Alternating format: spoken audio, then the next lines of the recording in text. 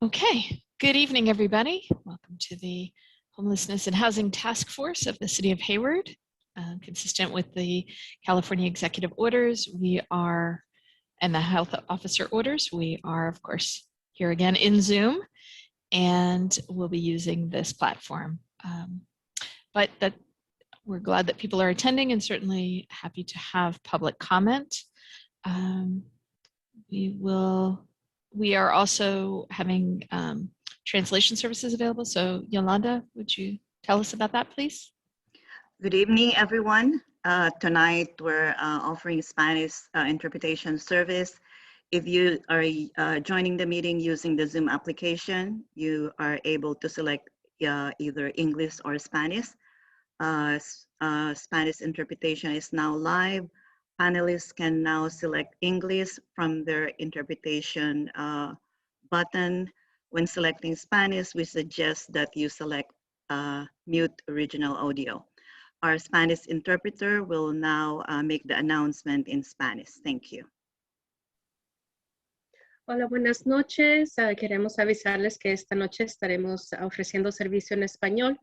Esta junta está siendo traducida al español simultáneamente. Para las personas que quisieran recibir la información en español, por favor de seleccionar el canal en español en la parte de abajo de su ventana. Les recomendamos que pongan el audio original en silencio para que puedan escuchar la intérprete en español. Gracias. Thank you. Gracias, ma'am. Can we have the roll call, please? Council Member Salinas. Present. Council Member Wahab. Here. Council Member Lamlin. Present. Thank you. Thank you. All present and accounted for. Excellent. So now we go to our public comments. So this is public comments on items that are not part of tonight's agenda. If you're wanting to speak on either the strategic plan or the stimulus funds, there will be a separate public comment time for those.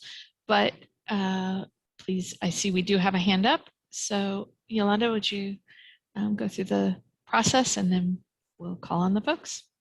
If you wish to speak and you're using the Zoom application, please click on the raise hand button. If you're dialing in, please press *9 to raise hand button and *6 to unmute yourself. If you're dialing by a phone, please mute yourself so that there's no excessive feedback. Thank you. Thank you. Not seeing any raised hands for open public comments. So we'll close that portion of public comments and go on to approval of minutes and entertain a motion. Okay, thank you. And Second. Thank you. Do you need a roll call vote or is acclamation okay? I think that's okay. Okay. So a motion and by Councilmember Wahab, second by Councilmember Salinas, and I certainly don't object either. There are no other concerns. We'll consider those adopted. Thank you. So at this point, we'll turn it over into our work session, and I'll start with Assistant City Manager Ott. Good evening, Chair Lamnin and committee members.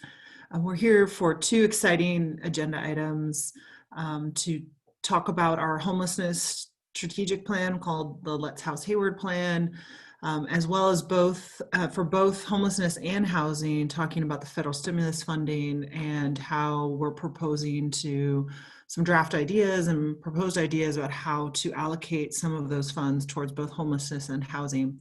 We did create two different items, one on homelessness with the strategic plan, and as part of that made recommendations from that plan on how we are recommending using some of the stimulus funds for homelessness issues.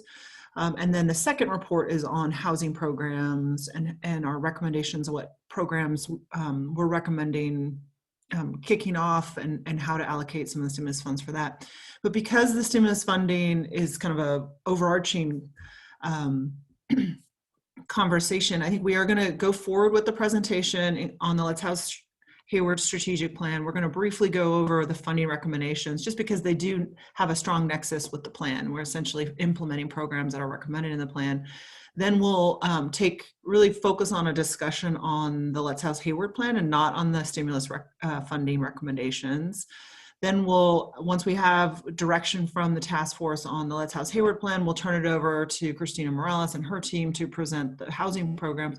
Then at the end, we'll have 2 slides, one for the home and one on the housing funding recommendation. So we'll have the funding conversation as part of the end of the housing report. So hopefully that wasn't too confusing, but we're trying to break it up a little bit. And as we go, we can kind of remind you of what we're proposing. I'm going to turn it over to Jessica Lovedon, for our acting community services manager, to kick us off on the Let's House Hayward strategic. Thank you, Jen. Good evening, everyone. I'm just going to go ahead and share my screen.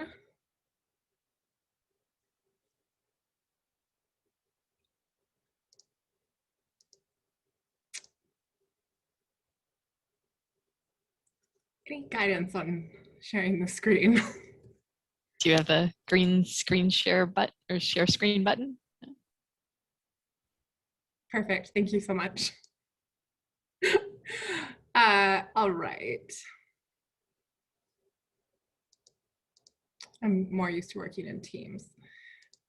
All right. So can everyone see the PowerPoint presentation in full? We see it with the advanced slide notes. Yeah, it's the notes section. Thank you. And I can't tell you how to get out of it. Okay, now we see your full PowerPoint page. Thank you. Okay, still it looks like it's in. Sorry, everyone.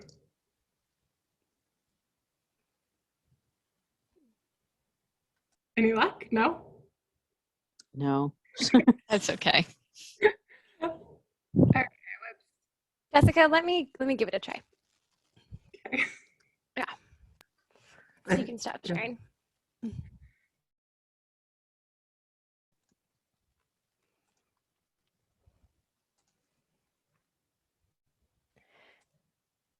Okay, so you all should see the whole thing, and now let's try and go into.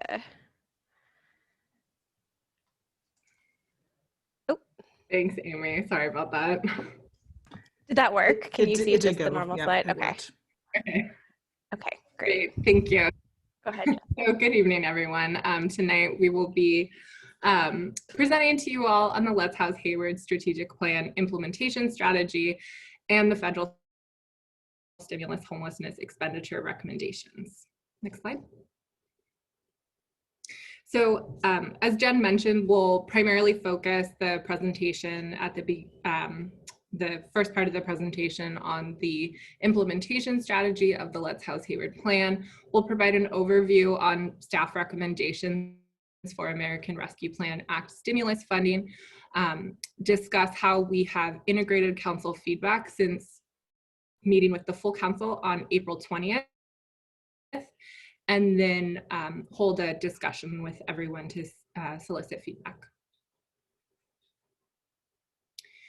So our recommendation this evening is that the Homelessness Housing Task Force provide input on the Let's House Hayward Strategic Plan, Draft Implementation Strategy, and Federal Stimulus Homelessness Expenditure Recommendations. So to kind of situate this discussion in where we're at in the process, we've been working on this plan for some time now, and I really wanted to just focus kind of around what has happened since meeting with the full council on April 20th, which Amy will go in depth to talk about, but we've held several meetings with the steering committee. We are here this evening to solicit feedback, and then we'll be returning to the full council in July for plan adoption, as well as appropriating the stimulus funding.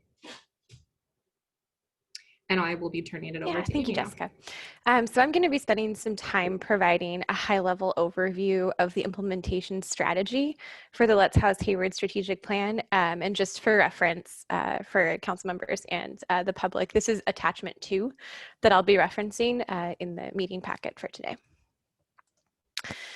So these are the goals of the Let's House Hayward strategic plan. These goals were presented to council on April 20th.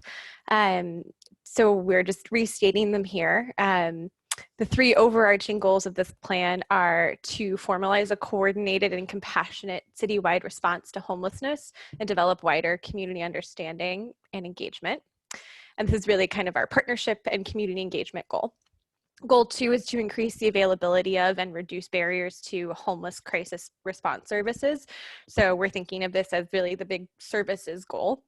And then the final goal is to ensure access to and retention of affordable permanent housing, which is really kind of the affordable housing focused goal. To build out the implementation strategy, Homebase, our consultant, has hosted, since April 20th, has hosted 3 working meetings with members of the Let's House Hayward Steering Committee. That's a group of community experts and leaders who have been along throughout this whole process, providing input. Each working meeting focused on one of these goals and gave folks the opportunity to really kind of roll up their sleeves and dig into the specifics of what it would take to achieve these goals. All of that got rolled into the implementation strategy that's in attachment 2. So the way the plan is structured, we've got goals, strategies, and action steps. And I want to make sure that we're all on the same page, because with strategic planning, this type of stuff can get a little jargony. So each of these goals, of the 3 goals we just reviewed, has a series of strategies that, when implemented, will achieve the goals. That's the design. In turn, each strategy is associated with specific action steps or activities that will carry out the strategy. We'll look at this more closely when we review the implementation strategy itself, but it's kind of nice to think of this as sort of like a funnel of, here's the big goal, here are the strategies that will achieve it, and here are the action steps that actually implement those strategies.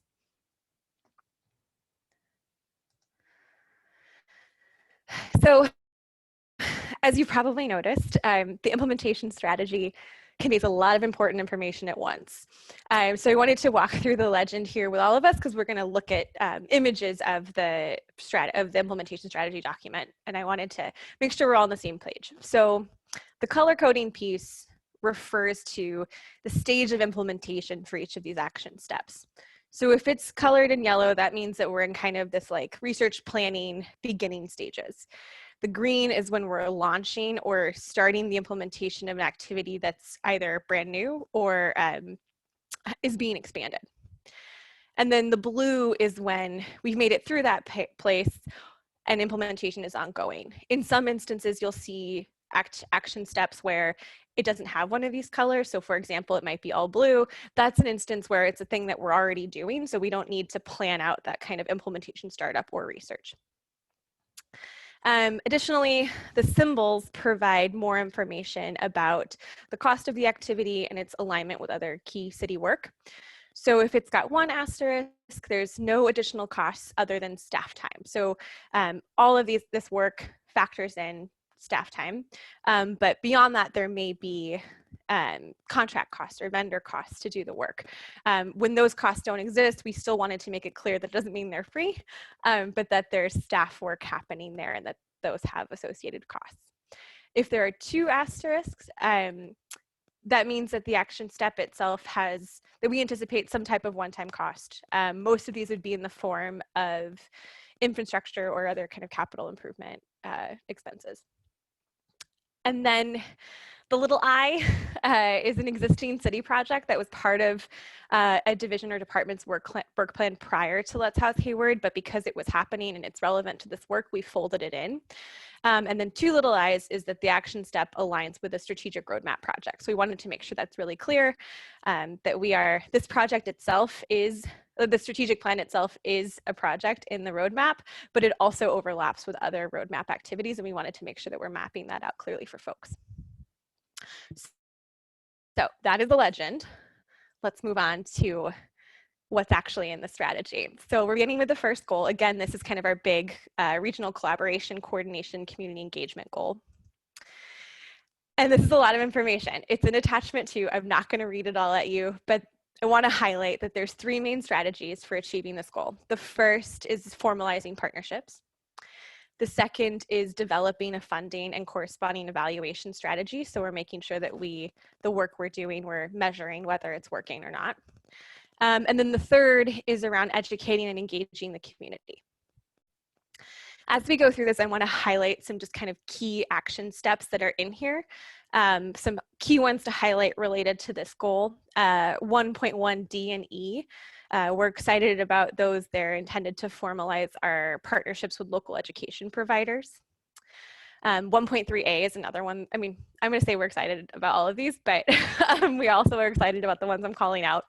1.3A is developing a public education campaign.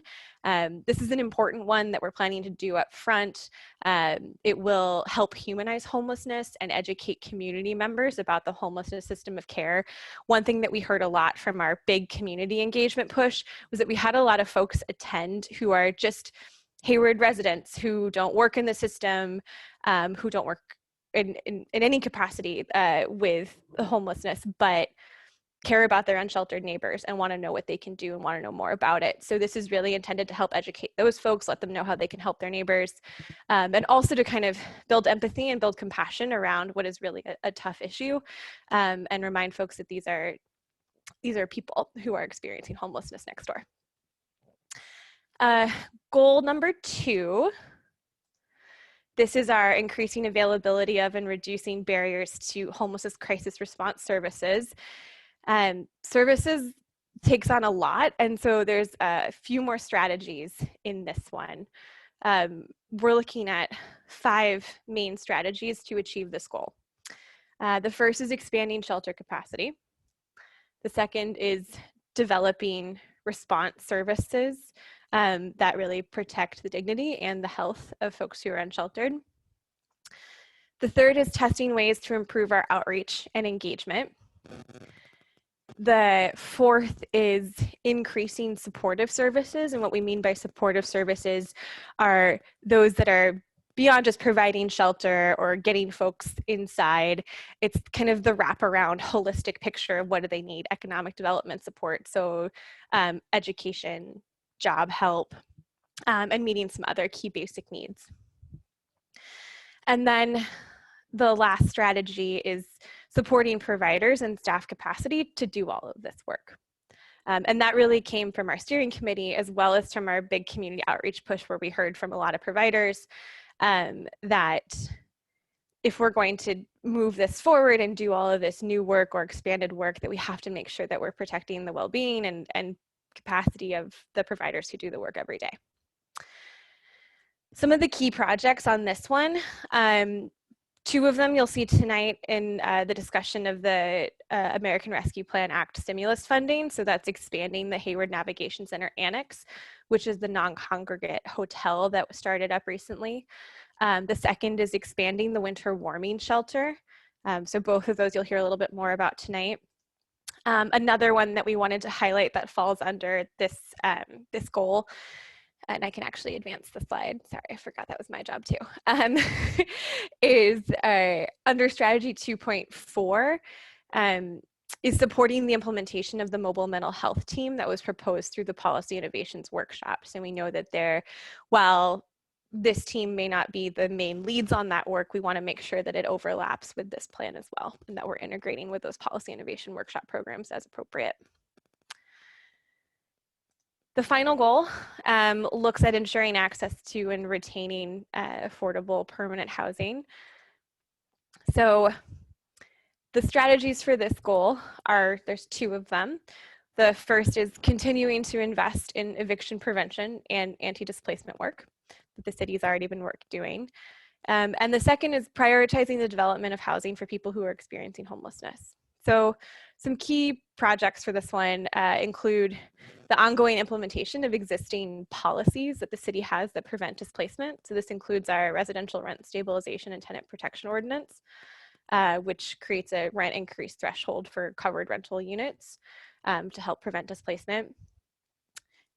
There's also another project that you'll be hearing a bit more about tonight, which is developing a shallow subsidy program, which is one of the proposed stimulus projects. And I think Council heard an update on that back in April as well. And then another project to highlight here is evaluating the Affordable Housing Ordinance's effectiveness in providing affordable housing opportunities to prevent displacement. So I believe now that was a whirlwind, but I'm going to turn it back over to Jessica to discuss the American Rescue Plan Act funding recommendations. Thank you, Amy. So the American Rescue Plan Act, through this source of funding, the city will receive about $38 million, of which staff is recommending allocating approximately $12 million in total to housing and homelessness projects. So of this bucket, staff is recommending allocating about $7.5 million towards specifically the homelessness projects. So the projects that staff has identified for recommendation for funding allocation were intentionally selected not only through the data collection process through the Let's House Hayward plan, but also recognizing the spectrum of housing insecurity and really identifying resources at multiple stages within that spectrum. So these projects will address increasing placements into permanent housing, providing emergency shelter, and preventing future homelessness. Additionally, staff is recommending a $1 million contribution to the existing Hayward Navigation Center to ensure fiscal stability as the city budget recovers and to allow for the city to identify funding and allocate funding for emergent needs that may come up. Jessica, can I also just jump in on that last slide quickly? Is I think another consideration were programs that we could implement relatively quickly that didn't have significant kind of outreach and engagement so that we could really provide services quickly. And so those are why some of these programs are a continuation of other programs that otherwise would have sunsetted, because we can have quick outcomes without additional staff costs or additional outreach and kind of startup costs. Thank you, Jen. So to talk a little bit about the different programs, I know that you all are very familiar with a lot of these programs. As Jen mentioned, they're extensions or expansions of currently existing programs. So for the Hotel Annex program, the recommended allocation is $3 million, which would provide 2 years of programmatic and hotel expenses to extend this program. Expansion of the winter warming shelter. The recommended allocation here is $2 million. And I did want to note, we have received some recent budget from First Presbyterian Church to further identify what the cost for a day resource center would be in conjunction with the winter warming or the winter shelter portion of this project. Amy will be talking more in depth about council feedback and what we heard on April 20th, but this is really in recognition of the desire to have a joint daytime center as part of this program. And we will be seeking guidance. There are some trade-offs around, do we have just the night portion for a longer amount of time, or do we have the night portion and the day resource center for a shorter amount of time? And the difference is it could be about 2 years for just the winter shelter portion and a year and some change for the day resource center plus the winter shelter portion. The shallow subsidy homelessness prevention program is a program to provide approximately 40 households with 12 to 18 months of ongoing rental subsidy. And really this is to focus on the prevention end of the homelessness spectrum. And then again, the Hayward Navigation Center contribution really to ensure ongoing fiscal sustainability for the city. Okay, so I'm going to pop back in now. It was really important to us after hearing council's feedback on April 20th that we make sure that the plan is responsive to that feedback. So these are kind of the overarching themes that we heard from council on April 20th, and we wanted to address these and let you know the ways in which the plan will be responding to them. So the first is that there's kind of a lack of specific policy change, particularly for, we heard, addressing eviction prevention and developing affordable housing. So the plan itself focuses on policies, programs, and services, so it's comprehensive for individuals experiencing homelessness and those who are most at risk of being homeless. And the plan will include action steps, and you should see them in the implementation strategy for the continued implementation of existing homelessness prevention policies to get at that eviction prevention piece, as well as looking at the affordable housing ordinance to get at the development of affordable housing. We also plan on including kind of an addendum that lists out the existing policies and programs that the city has to prevent displacement. Clear that regional partnerships are important, particularly with the county, and that the accountability piece needs to be more explicit. So we'll be including a narrative overview of the existing regional partnerships and action steps that address these opportunities to collaborate regionally. The next theme that we heard was that the partnership with our nonprofit partners, the community-based agencies, needs to be more explicit.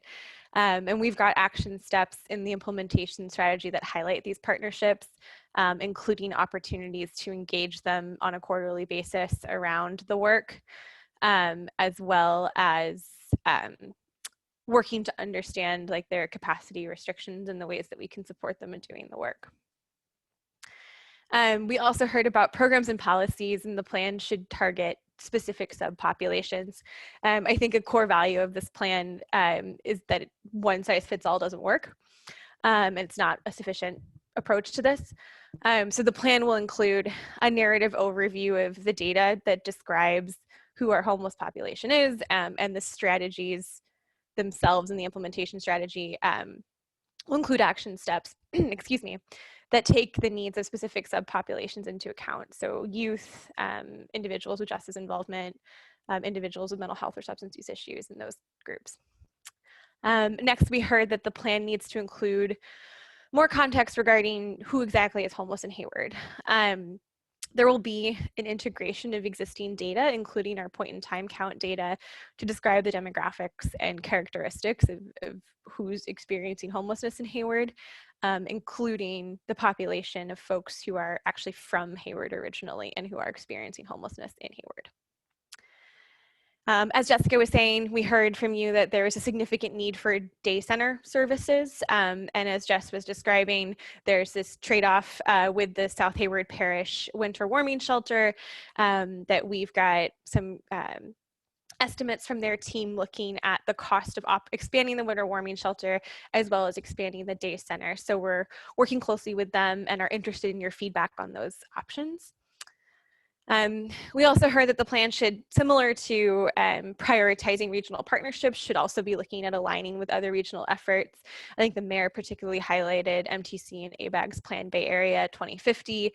We're also looking at Alameda County's Homelessness Action Plan, Everyone Homes Plan. Recently, All Home produced a strategic plan that we're looking at very closely. So we are working hard to work with Homebase to make sure that we're taking into account all of these different pieces. And then the last piece is that the plan should include long-term metrics for success. So that'll fall into the narrative description, but we also wanted to address that one sooner than later for you. So attachment 3 in tonight's item summarizes the plan's approach to evaluation and data. It has a list of kind of process outcomes as well as process indicators. So what types of data we're looking at to see if we are on track with our implementation, as well as outcome indicators, which look at are we meeting milestones of success in our implementation. So that's sort of our response to that feedback, and we're open to hear if you have additional comments or follow up on that during our discussion today. In terms of our next steps, I think Jessica alluded to this on that great big timeline at the top, but these are some upcoming dates and activities related to moving this plan forward. July 13th is a big day. This is where we'll be going to the council to appropriate the federal stimulus funds that we'll be talking about more tonight. And this is also where we'll be going to council to review and decide whether or not to adopt the Let's House Hayward plan. By July 13th, council or this task force body will have seen all the main elements of the plan. So July 13th is really where you get to see it all tied up with a bow and all those pieces put together. And then additionally, we have some ongoing next steps that are related to the stimulus portion of tonight, and that is that staff will return to council to review the federal stimulus expenditures in 6 months. So with that, I know we have some public comment, but I wanted to put up our discussion prompt just to have it in the front of everyone's mind. We're, as Jennifer mentioned at the beginning, we're going to focus now on providing feedback on the Let's House Hayward plan specifically, and we'll hold off on the federal stimulus funding feedback until we finish the next presentation. But these are the questions that we would like to get into with you all. But for now, I will pause so we can move to the public comment. Okay, thank you both very much. Yolanda, would you give us a reminder about how to do public comments? And then for anybody wishing to comment on the strategic plan or anything that was just presented, feel free to do that and let us know that by raising your hand. And Yolanda? Okay, There you are. so if you wish to speak and you're using the Zoom application, please click the raise hand button. If you're dialing in, please press *9 to raise your hand and *6 to unmute yourself. If you are streaming the meeting through Zoom on your computer, please unmute yourself so we don't have disruptive feedback. Thank you. Terrific. Thank you, Yolanda. And it looks like our first speaker is Lacey Amode. Hello, good evening, everyone. Lacey Amade, Housing Justice Advocate for the Hayward Collective. I'm mostly calling in to congratulate staff and also council for the contents of this report. I guess particularly staff, I know you all worked on it. There's a lot, it depends on the details, but there's a lot at first glance at the high level that would be in a housing advocate's wish list. So I just want to congratulate you on, including like getting at all three sides of the housing crisis problem with the preservation, production, and protection. I just want to especially congratulate, including the policy point about providing assistance for a community land trust acquisition.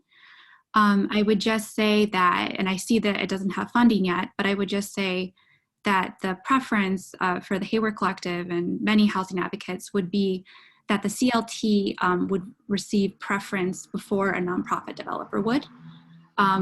Leaving out the case where a nonprofit developer or nonprofit would be administering a CLT.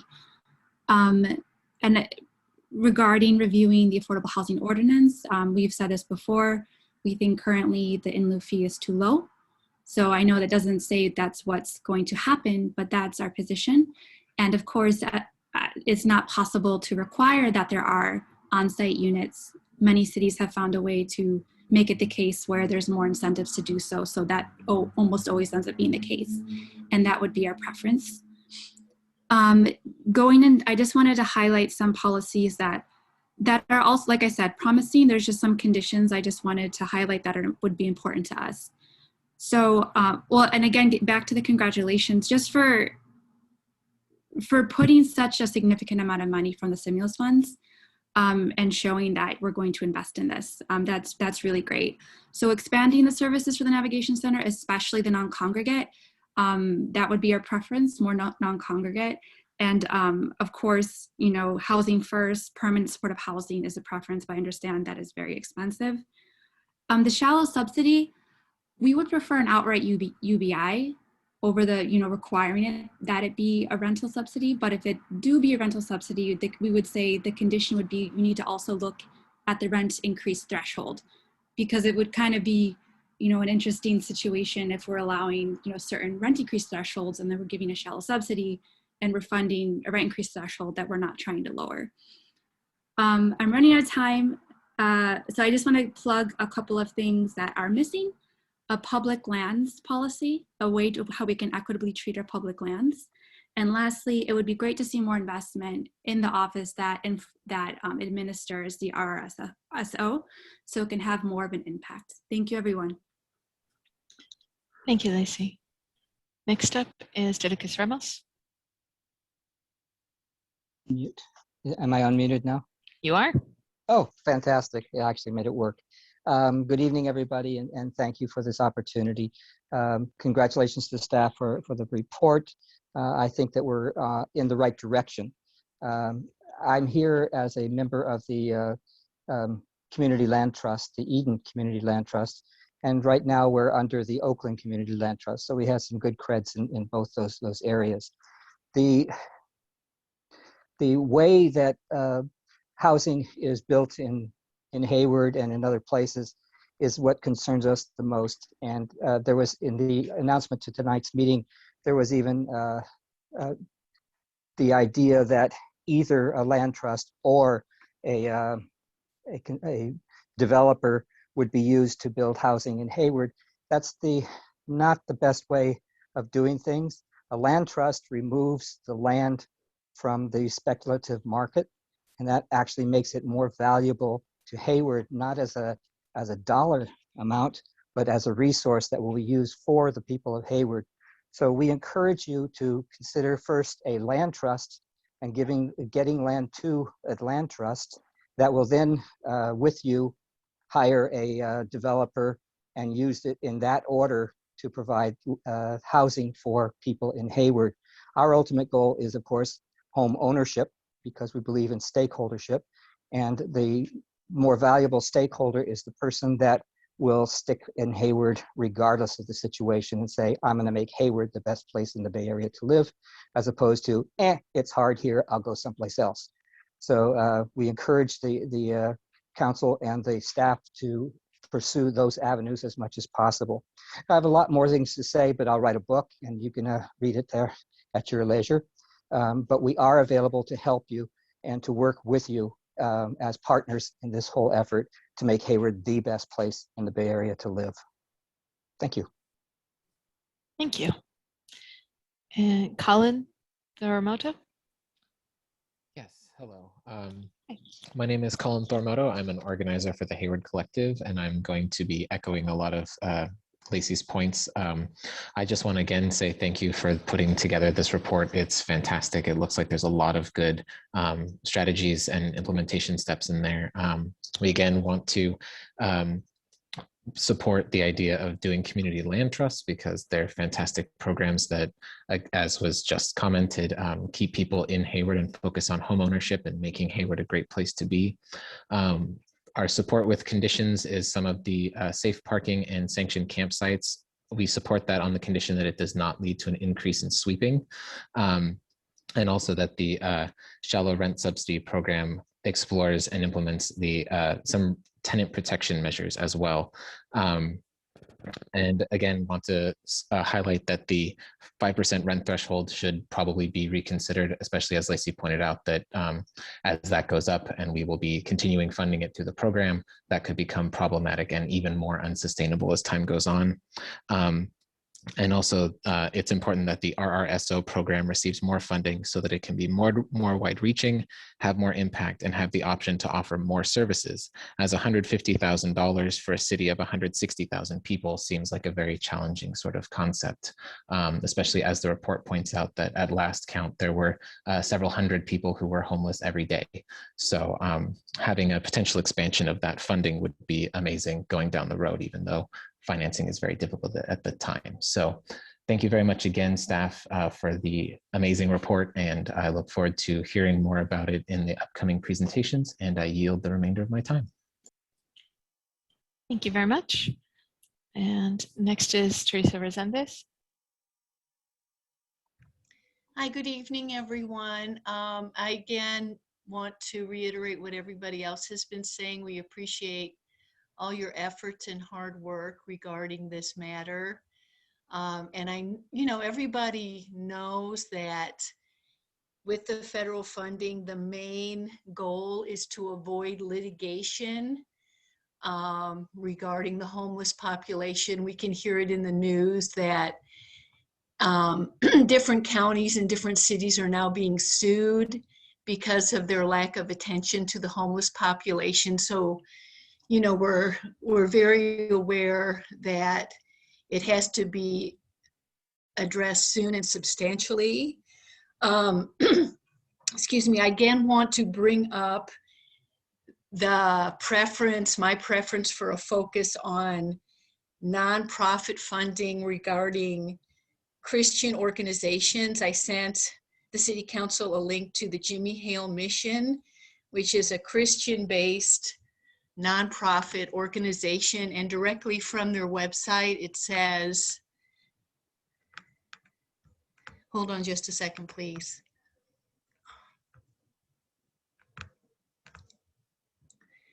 That 90% of the homeless population in the community is plagued by substance abuse. To combat this, the mission has shifted its focus from rescue to recovery. By addressing these deeper challenges, we can help our clients once again become self-sufficient and productive citizens. Our active recovery program is an in-depth, clinically structured Christian group approach to helping residents understand and overcome the very issues that contribute to their substance abuse. In addition, each client works individually with a professional counselor throughout the 15-week process. They provide residents with an educational curriculum through Stewart Learning Centers that includes adult basic education, GED preparation, and workplace skill sets, as well as training for accredited short-term certificates, industry-based certifications, and collegiate enrollment. So in summary, that is what I'm hoping we can point our dollars towards to help them to eventually be able to support themselves and to become no longer reliant on substances, and also the treatment of schizophrenia and the maintenance of their medications is extremely important as well. Thank you for your time. Thank you. And Mr. Castillo? Hi, good afternoon. Can everyone hear me? Yeah, great. I'm going to comment now because I don't want to lose my opportunity. I'm not sure if I'm commenting a little early, but I think that's okay. My name is Nestor Castillo. I'm one of the founders and board members of the Eden Community Land Trust. And for the members of the public who aren't aware or aren't familiar with the Community Land Trust or the Community Land Trust movement, we started back in 2019 as a community-driven process. And I'm sorry for our translators if I'm speaking a little quick. I'll try to slow it down just to make sure that nothing gets lost in translation. And this is not just a local effort, but an international effort to address the housing crisis. And I want to congratulate staff and thank staff for these sort of forward thinking and really progressive policies that are being put forth to address the housing crisis.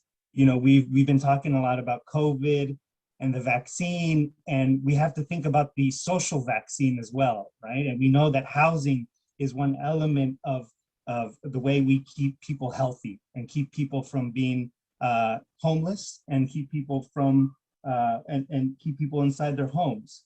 I think one of the challenges with the Community Land Trust and seeing a dedicated source of funding for Community Land Trust is often the Community Land Trust model is lumped alongside other affordable housing models, which is great because we see them as partners, but at the same time, even though it's not a competition, it ends up being a competition and we end up competing for the same sources. But nonprofit affordable housing developers have a much longer time doing affordable housing, and so that it's sort of an imbalance there. And so seeing a dedicated source of funding specifically for community land trusts is something that is really exciting, and something that's really exciting for the city of Hayward. Because as I forgot to mention, we not only serve, we serve the broader Eden area, which includes the city of Hayward, but also includes the unincorporated parts of Eden area, which includes Hayward Acres, includes Cherryland, and also Ashland, San Lorenzo. And, you know, I think what I heard earlier was a sort of regional approach, right? That this housing crisis can't be just, you know, in the city of Hayward, but has to be sort of a regional approach. So we're working with the county partners as well to try to find those resources to fund these projects and get these projects to move forward. So really excited about these proposals that are being put forth. Looking forward to seeing more, especially as it pertains to dedicated funding towards community land trusts to get that started. I'm out of time, so thank you. Thank you. Mayor Pro Tem Wahab, did you have a question for Nestor? No, I was just putting it to get ready. Got it. Okay, thank you. And last we have George Syrep. Hi, can folks hear me? Yes. Hi, council members. Hi, staff. I just wanted to call in support of the report that's being placed before this task force today. I think this is an amazing way to capitalize on a golden opportunity. Land trust is a new model that helps keep community wealth in our city rather than lining the pockets of private property owners. So I'm really encouraged to see this on the table. And as I was reading through the report, I was also pleased to see that the task force also supports programs like the tenant right of first refusal. And I'm hoping that we could adopt similar programs like that in a more robust way across the city so that we can make all housing in the city less speculative and preserve housing for folks that live in a place that's already becoming more and more rent burdened. So I'm really looking forward to seeing a lot of these changes go through. I think they're in line with what the Hayward Community Coalition was asking for when we wanted to double our funds addressing homelessness and housing. And I'm just excited to see this on the table. Thank you. Thank you. And Renee?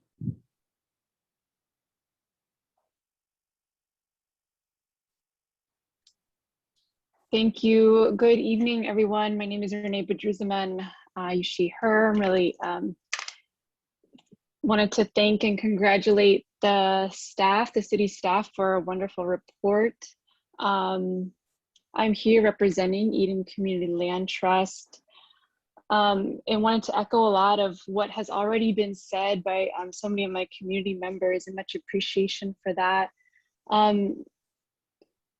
Is that we would love to see and encourage the prioritization and offering of community members the opportunity to collectively own the land through a community land trust model. And in that process, ensuring that we can continue to work together with affordable housing developers, with the city staff, with the council members to maintain the wealth of the community through community-owned, community-stewarded land in perpetuity. That is our goal. That is our mission. We are excited to continue working with you all to do that. And also just wanted to share, I guess, a little bit more about my background in public health, in achieving and reaching health equity and racial justice. And by that, I really mean just everyone achieving their optimal health, regardless of their income, regardless of their race, regardless of their immigration status. Really, truly believing that and obtaining that are the values that we're bringing to the community land trust model. And again, how we're supportive of that by prioritization of community members owning the land. So I just wanted to share our congratulations and excitement for the plan and would love to continue working in partnership with the city and others. So thank you. Thank you very much. And Alexis Villalobos.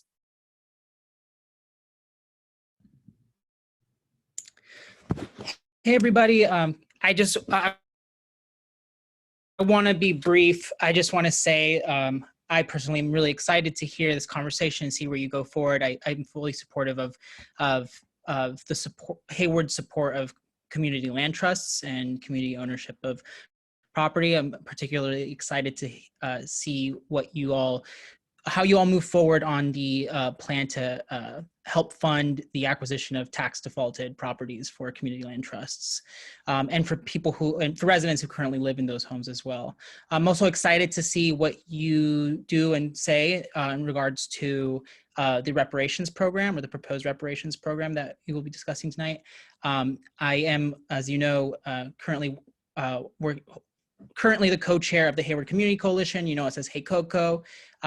We will be following along. I will be reporting back to the membership about how tonight goes, but I'm looking forward to this conversation. Thank you. Thank you, Alexis.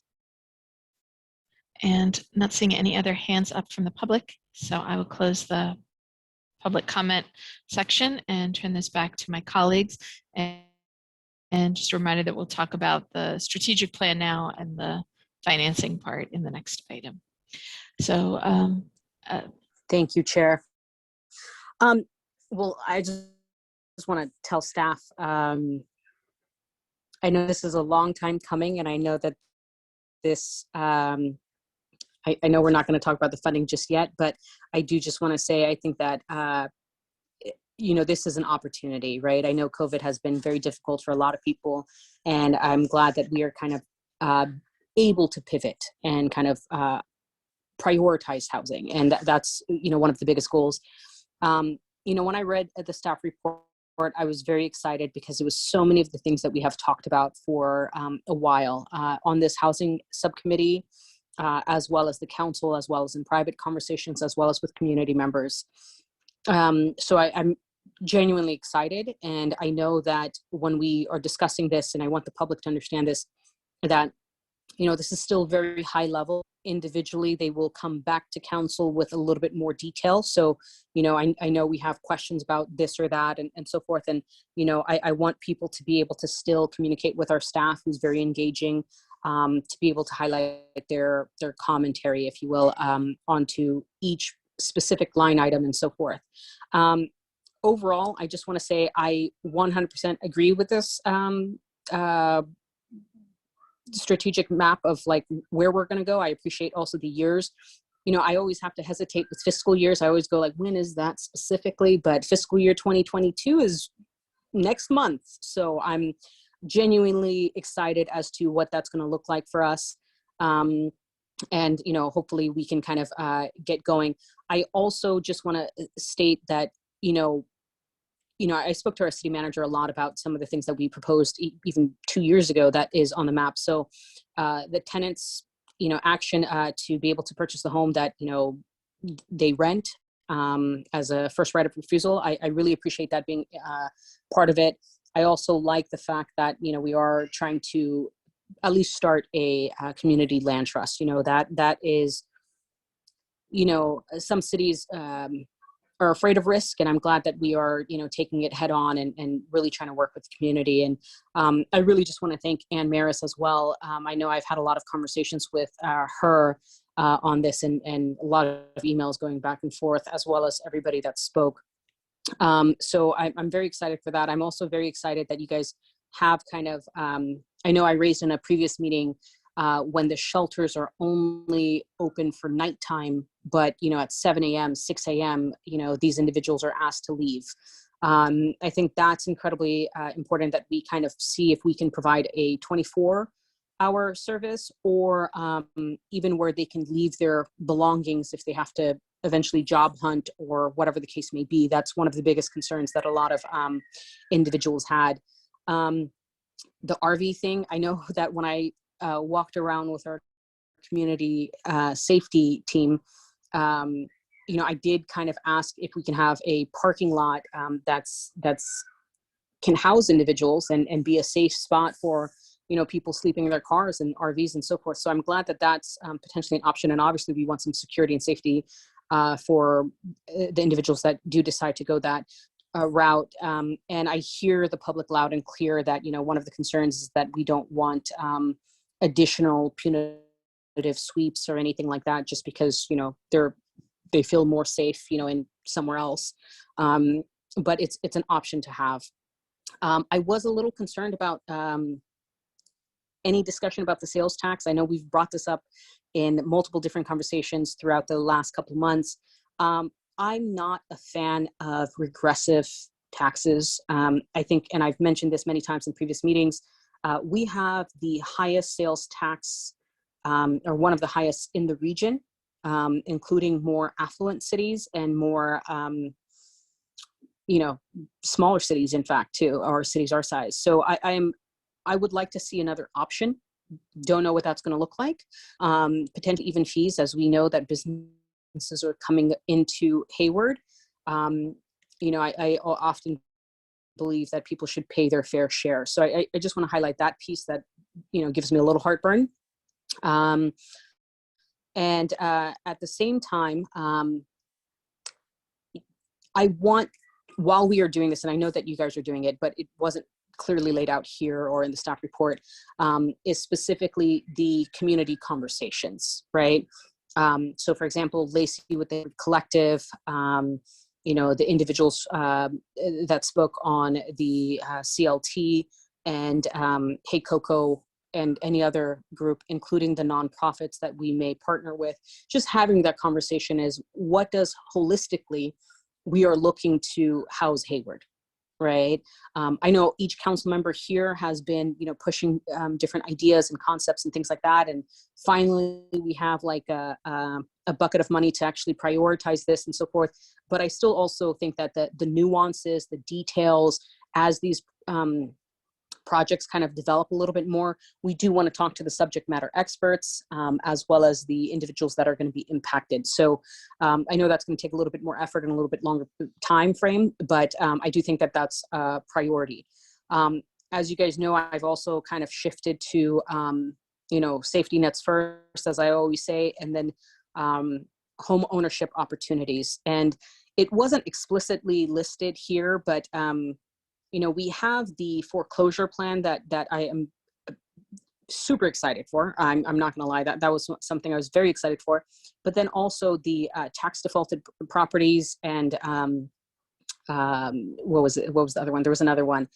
Just making sure that whatever we do, we don't negatively impact people that are either already there, or if we're trying to create affordable housing, that we don't take housing from one, and things like that. So just being very cautious about that. And I know with this team in particular, our housing manager, Christina Morales, has been exceptional about making sure that we take care of that. So I just want to give kudos to the team, Director Ott, Assistant City Manager Ott, and basically everyone that presented.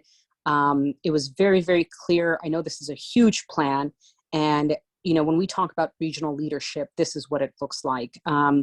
And yes, some people are afraid of that, but I think that housing is a huge, huge concern for a lot of people. And it is to me, it is the center of a lot of the community needs that need to be addressed as a priority, and let's say the catalyst of security. So kids doing well in school, parents being able to stay in their home and not have to move from place to place and figure that out, and just the cost of moving and so forth. The more stable housing we can provide in all fashions, and as I say, housing at all income levels is a priority. And I'm so happy to see this, and I'm looking forward to it. I'm just going to shut up and say I'm very excited for this, and hope that we can continue the conversation. So thank you. Okay, thank you. Councilmember Salinas. Thank you. I want to join the chorus of congratulatory remarks. I know staff has invested a lot of thoughtful time and a lot of work in this, and so it's not only a staff report, but the plan, I think, is really good. So thank you very much. I also, the other night when I was making my comments regarding, one of the points I made, one of the comments I made was, I think the city listened, and I think this was we saw a lot of issues highlighted through COVID, and maybe it took a pandemic for us to really sort of bring all of these things together that we've been working on over the years, and now we have dollars. We have money to actually do some of these things, and so that's good. And I wanted to make those comments first. A couple of questions. The shallow subsidy program. I know we're focusing on 4 or 40 families. Can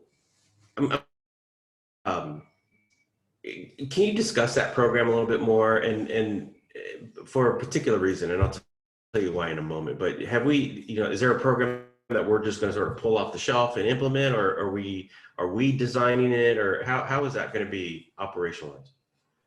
I can go ahead and address that. All right. So we're looking at existing programs that are being developed locally as well. Oakland has one that they're starting that is a rent subsidy, not a UBI program. And so we've sort of talked to the folks who are doing that one to kind of pick their brains a bit.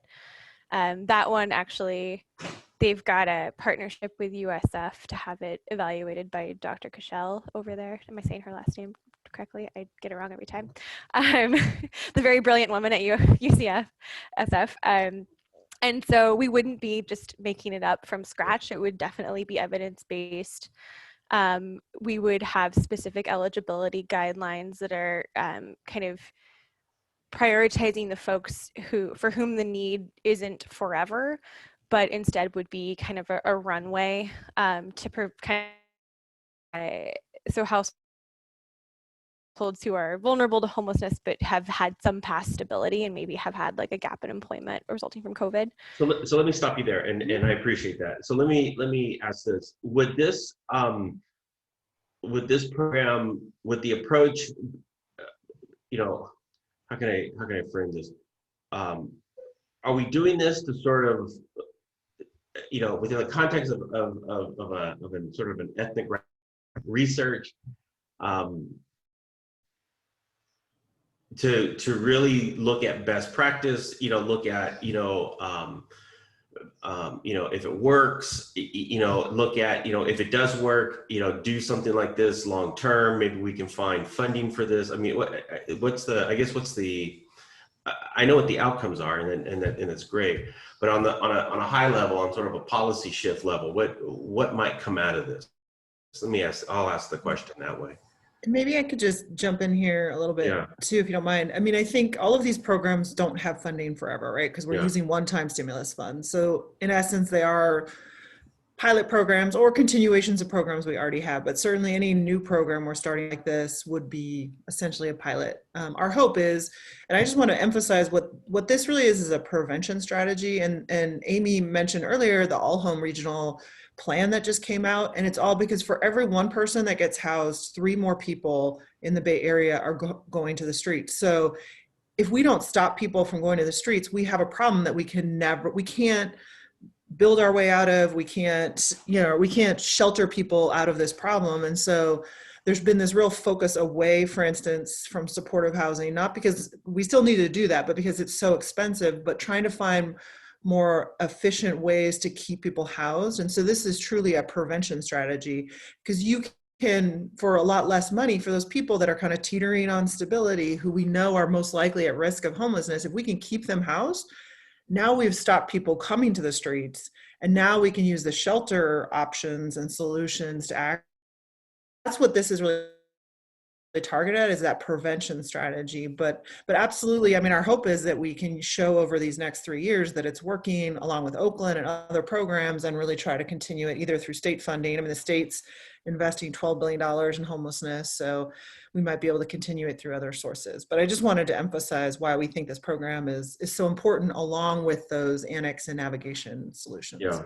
Well, and I also look at I look at these 40 households, I look at 40 families, and you know, you know, I look at these 40 families as, you know, what was I going to say? You know, keeping housed 40 families, I think is important.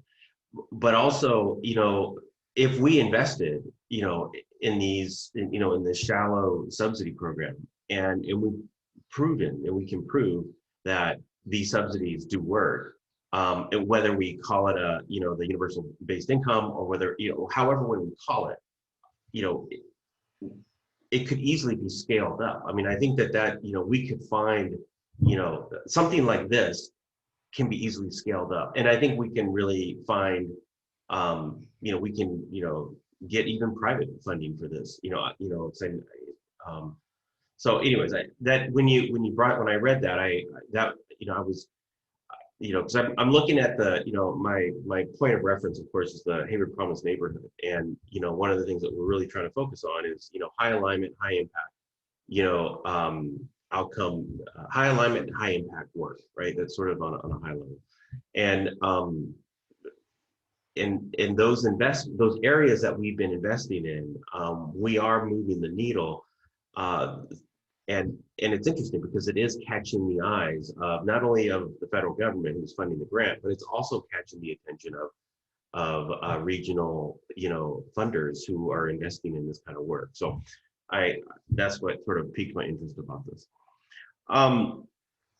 The other question I have is, I understand that we're going to talk about money next, and I understand that none of this is funded yet, but what are the low-hanging fruit? Well, you know, one of the things we talked about in the council meeting when this was when this was in draft form, we talked about some of the low-hanging fruit. And have we identified some of the low-hanging fruit with big impact? Well, I'll let Amy jump in, but what do you mean low-hanging fruit? That's something we can implement quickly? Yeah. Or like, what do you mean? Yeah. So yeah, I mean, implement now and get off the ground. And I know that we have the navigation center. I know there's the annex. I mean, you know, yeah, I mean, I think, and I'll let Amy jump in here, but I think our recommendations for funding are those low-hanging fruit because we're already managing those programs. We don't have sufficient staff resources right now to add a bunch of new programs in community services. So these are programs we can extend, and they have really tangible outcomes in terms of serving, you know, getting people housed and placed permanently or preventing people from becoming homeless. So I think your low-hanging fruit, and Amy can correct me if I'm wrong, are really those funding strategies. Those are the ones we think we can, you know, a shallow subsidy program, we already have set up a rent relief program. So even if we just have to adapt that, we already have an infrastructure there that we're familiar with. We can look at Oakland. So that's why I think the funding recommendations are those programs. Is that right, Amy? Yeah, I think that's exactly right. I would just add that there are some other, I don't want to call them smaller, but like less high budget activities that are in the plan that we haven't called out explicitly tonight, that also will be impactful and are kind of low hanging. So actually I did call out the public education campaign. I frankly see that as an opportunity to build some buy-in to help increase potential resources down the line. So there's some other ones in there but I think Jen is right. The ones that we've got on the table tonight for the funding requests are the big low hanging fruit. And the reason why I asked that is, and this was, now I just remembered why I brought up the 40 families, 40 households, is, you know, all eyes are on us, right? All eyes are on, you know, on us, just making sure, and with the hopes that this plan is successful and it does exactly what it's supposed to do. And, you know, if we can show 40 families, start with 40, if we can show that we, you know, helped and we were able to house and prevent homelessness, 40 families, that can be scaled up, that can be invested. But at the same time, with the low-hanging fruit work, it does get buy-in. I think because right now there is an incredible amount of frustration throughout the community in every neighborhood, right? I mean, and you know, we all get the emails. We know what the emails are. And I think that the faster that we can solve, or the faster that we can respond to some of the stuff that people see every single day, when they're driving, you know, on Jackson and Harder. And I mean, you know, when they're driving down the streets or they're on BART and they're, you know, in the train corridors. The faster that we can respond to those incidences and those situations, I think we can get bigger buy-in and support through the larger community. And I guess that's why I brought this up. So the other question, my last question is this, and I brought this up at the council meeting, and that was about the county, right? Where does the county fare into all of this? Like, you know, I was trying to find, I might have missed it, but I was looking for, I know there's interagency work and there's interagency work, partnerships and collaborations. But what about, you know, tapping or affirming commitment through, and I think it's the A1 dollars, right?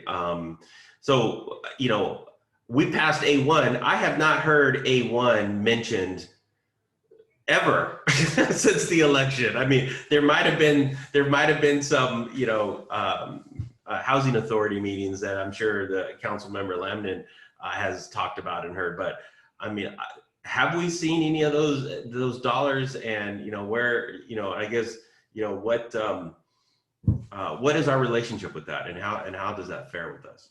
Yeah, and I'll let Christina, our housing manager, jump in. But for instance, the city received a city allocation, which under your leadership and the council's leadership, you guys allocated very quickly towards the Depot Road project. So a big portion of the Depot Road, and that project is, my understanding, is under construction. So, but that was really the city allocating its own funds. But I understand there are regional pools that are being allocated to different projects. And Christina, do you want to jump in and talk about any other projects in Hayward that have received some of those regional A1 dollars? Right, so two other City of Hayward projects, Mission Senior, Paradise, I think received about I think both of them received around $4 million each, and Pimentel Place. So we have two city projects that received the regional A1 pool. Depot Road will go into construction probably this fall, but they've applied for their permit, so we're really close to getting that one moving forward. And what we've seen around the county is that most of the jurisdictions have allocated all their funds, and we're just in this process of them securing all their additional funding so they can start building those projects. And some of the projects have already started construction throughout the county.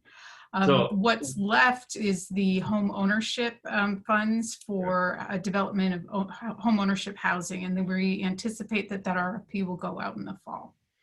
So what I would suggest, and I know this was suggested the other day, but what I would suggest is we need to put some signage in front of these projects, right? And it say your A1 dollars at work. Here's what we voted for. And here's, you know, this is what we paid for, and this is what, you know, the money is being applied to. So just so that, you know, the casual driver, the casual passerby, you know, can see it. So, well, good. Lastly, you know, some of the comments that were made, you know, by the callers for public comments. You know, I think, you know, the community land trust work, you know, I think those are things that we've been working on, and I know that we've been certainly exploring those. And, you know, I've certainly supported those and supported those models and those types of models. And I was especially pleased to hear, you know, a general acknowledgement of the work of the committee and of staff. And so that was good to hear. So thank you to all the callers for doing that. So my last point is I'll be looking forward to this when it comes back to us, and I'm looking forward to the next discussion about the money. So thank you. Always fun to talk about the money, right? So I'm going to make my comments and then I'll circle back. So obviously, thank you to the callers and the folks who are attending today, and lots of thanks to our city staff and to the consulting team. it's really exciting to see not just the plan, but also the shift in the city about really working with folks with lived experience, being on the steering team, being in the empathy interviews, and that's happening through, we heard that in the public safety innovation as well, and just really appreciate that work, and that it is part of the plan, baked into the plan going forward as well. So just wanted to appreciate that especially. And you know, it occurs to me we have sort of in the middle of creating this plan, the youth shelter emerged. And I know there's talk about looking at some things, you know, specific populations, et cetera. I'm just wondering, actually, I'm gonna hold that question because it's more a money question, I'm realizing. So I'm gonna come back to that one. And, but I'm gonna appreciate the point about the A1 dollars, your A1 dollars at work. And even your tax, this is the stimulus dollars at work. I know that was done a lot for the road repairs coming out of the last recession. So yeah, I think that's a good idea, Mark. Thank you. And then I'll be interested to see, you know, I appreciated that you included in the staff report that there's a lack of staffing to really be able to do some of this work, and appreciate that. And I know some of the callers mentioned that as well. And so, you know, as we're doing this lean innovation work around public safety, and does it make sense to shift some positions into mental health work, I'll be interested to see, you know, how does that model work, first of all, and then second of all, as we tease out what are these positions specifically, is there room in the fiscal year 23 to Aisha's point, you know, to create these positions, you know, what are they? And then wanted to, yeah, so I am very supportive of the day center project. I appreciate the trade-off of, you know, less time, that's probably less time overnight, but there's real, having run one of those programs, there is value to that. And First Press has a proven track record of doing that in Castro Valley. So yeah, so moving up the implementation of that, and I'm in favor of. And that one, sorry, just go through my notes here. And I appreciated the comment about looking at how do we collaborate, that things are not just on the city to solve, that there are nonprofit providers, there are faith community members, there are folks on the street who have strengths and talents, and all of that can be tapped into solving this and facilitating a way for those communications and coordination to happen. And where it isn't just, you know, the city staff listening to more stuff to do from the community, but really engaging in, here are the service gaps, here are the service opportunities, together what can we do? So I appreciate and look forward to more details about that as we go forward. And then I'm not entirely sure I understand in the plan, looking at strategy 2, there's the item 21B, which is continued oversight of the annex, which is $1 million. Well, anyway, continued oversight of the navigation center, which is separate from 21C, which is the annex itself. And so can you help me? It's the existing contract that we currently have with the annex. And then it's the activity of expanding. We played with it and tried to do it all in one line, but it really muddled things up. So the hope is to make it explicit that this is the ongoing thing that we're currently doing, because it'll go into fiscal 22. And then here's the activity to expand it beyond that into future years. Got it. Thank you. And I apologize in advance for the background noise. We've got 2 meetings going on tonight.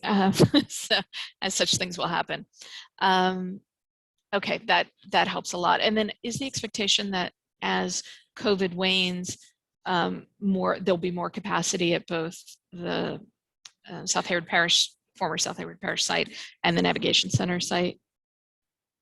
Yeah, so at the Navigation Center site, we are currently making plans to stagger the capacity back up to the intended capacity. And additionally, we did bring that third trailer on site to increase the capacity even above what it was at the beginning of the pandemic.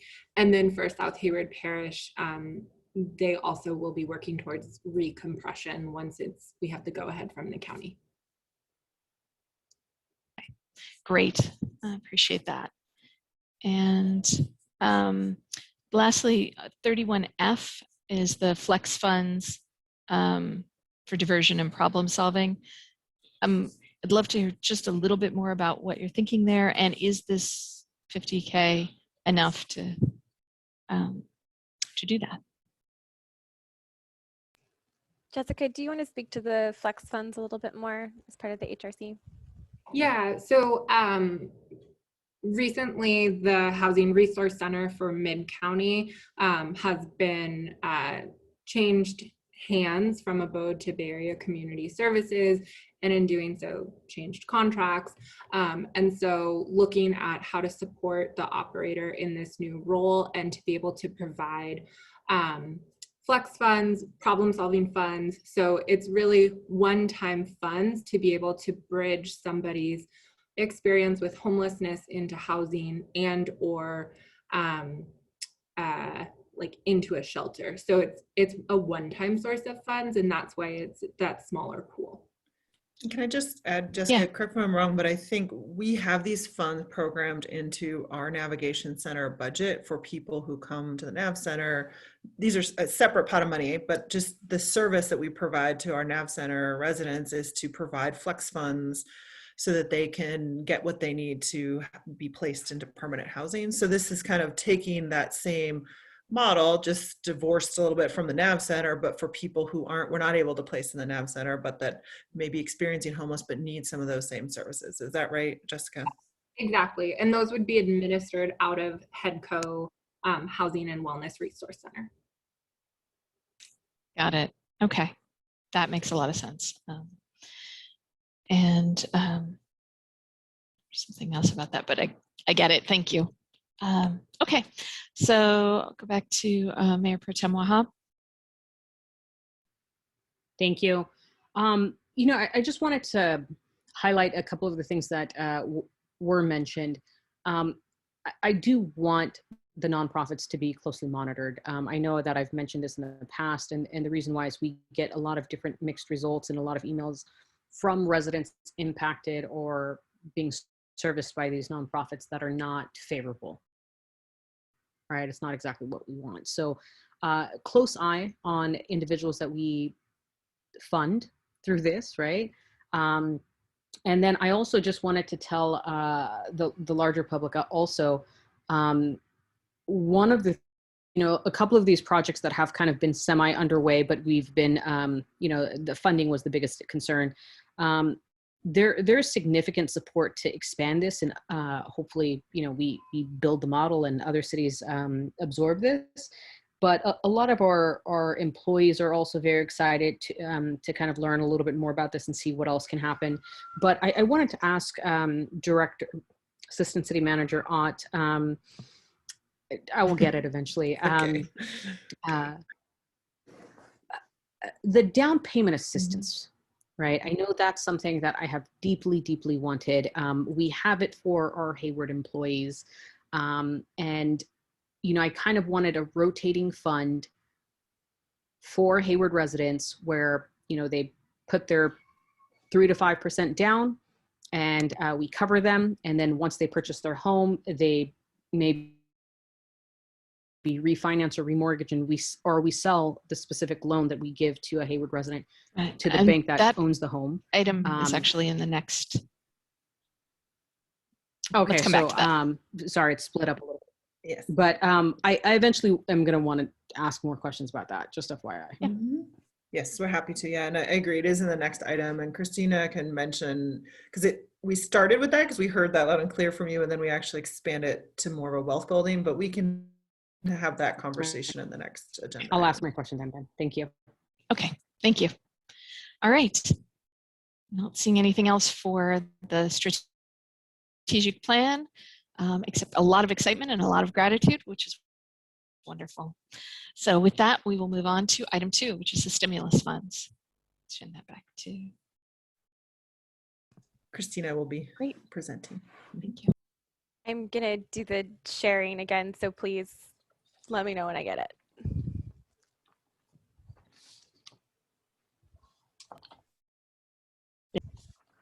Yes, 18 months, is that how long we've been doing this? Nailed it. Great, well, thank you. Good evening, Chair and members of the task force. I'm Christina Morales, the Housing Division Manager, and we will be discussing the proposed federal stimulus housing funds. At the end of my presentation, we will discuss the funding of both the recommended funding allocations from the previous report, included with the report that I'm going to give right now, which includes 4 additional programs. If we could advance to the next slide. So to begin, we're going to discuss kind of the background and overview of what the federal stimulus is available for housing. And also, we want to provide additional information, key background information about Hayward housing needs, and also the disparate impacts on community of colors of housing, different housing policies and existing policies related to COVID-19 and how that relates to the proposed programs that we have before you tonight. So we have 4 proposed programs, which we'll discuss in a little more detail later, discuss the funding recommendations, the next steps, and it will wrap up with discussion. And my understanding is after that, we will come back for comments on the proposed funding allocations. Next slide. So this evening we are requesting input on the proposed federal stimulus programs for housing. I just want to clarify, we have 2 programs that we're really looking for implementing in the almost immediately in the next fiscal year, which as was pointed out is we're talking about July 1st. And then we have some that really need are more conceptual at this time and that we would continue to work on them and develop them and just really looking for some preliminary input on them. So we've provided some background information about the federal stimulus so you understand the context and the funds that are available. Information about the current disparate impacts and the housing crisis, and information about the existing relief programs so that you can have a better understanding of why we selected the programs that we selected. So first, I believe a lot of this was discussed in the previous presentation, so I'm going to move quickly, but basically there's $38 million available to the city from the federal government for federal stimulus to address the economic and fiscal impacts of COVID-19. Money was allocated under or identified under community safety and economic recovery for outward facing programs to the community in the amounts of $10 to $14 million was identified for housing related programs and homelessness. And I believe this is based on the presentation before has been updated to about $11 million, just almost $12 million. So we'll move to the next slide. And so we're looking for, in terms of allocating specifically to the housing programs I'm proposing tonight, is about $4.25 million. The stimulus expenditure plan is to mitigate, as we discussed earlier, those are separate items, but we'll be discussing the funding later together comprehensively so you have the full picture. After we discuss these with this task force, and I believe for the other funds that are available, they'll be discussed with other committees. The staff will return with an expenditure plan for the federal stimulus funding on July 13th. And then the funds have to be expended fully by December 2024. And that's a critical component as we're developing these programs, just to know that we not only have to design the programs, we have to make sure that we can expend those funds in time. So in some contexts, flexibility is helpful so that we can shift and change just to make sure we can meet that expenditure deadline. I feel like we've discussed this a lot in the context of what we do in the Housing Committee, and I believe everyone's fully aware of the Bay Area housing crisis and the fact that it's been acutely felt by communities of color. There's intense displacement pressure especially to members of our community who are low income. Rents and home values have increased as people with higher paying jobs move to the area, and it's outpacing housing production. Lower income households are being displaced, and this has been felt higher by Black and Hispanic households that are more rent burdened than white households. So it is making it more difficult for them to accumulate wealth.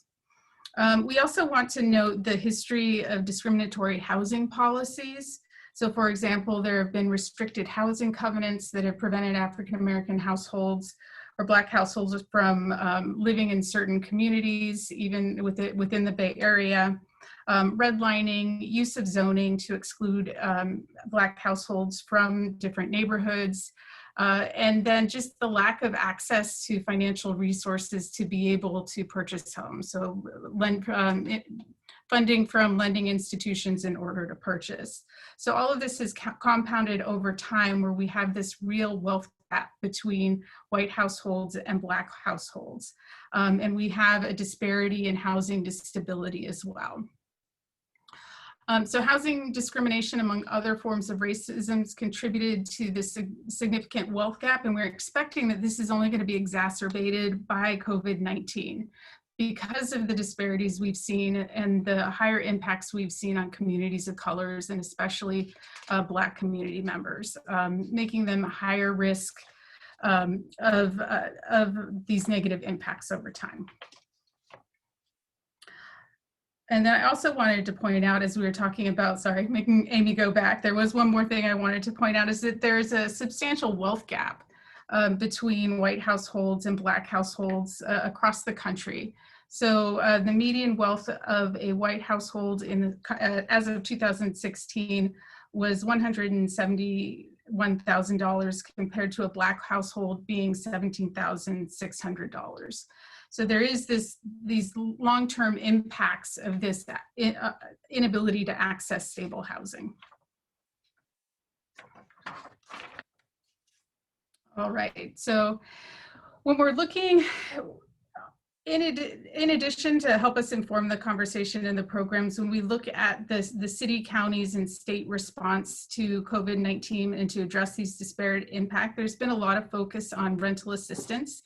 The city itself has provided over $1.7 million in rental assistance. The county is currently distributing over $60 million to Alameda County residents. So resources have been allocated, moratoriums have been put into place to protect tenants from displacement. The city has also proactively thought about foreclosure prevention, allocating $75,000 to education and one-on-one counseling. This helps our residents leverage existing legislation that prevents foreclosure because the federal government has required all federally backed loans to go into forbearance if the homeowner has indicated that they can't pay related to COVID-19. So just making sure that community members are aware of that and they have access to resources. And then the City Council also approved $319,000 for a foreclosure prevention loan program so that individuals who are unable to refinance or secure loan modification after being in forbearance have financial resources to help them address the arrears that they currently have, and so that they stay housed. Forbearance periods last 6 months and can be extended up to 18 months. And so what we're seeing, and if there's no extension on the federal requirement to provide forbearance, then we will likely see forbearance periods sunsetting around midsummer. So that's when we expect that we will see greater need for financial resources to help people address the arrears from their loans that they were unable to pay.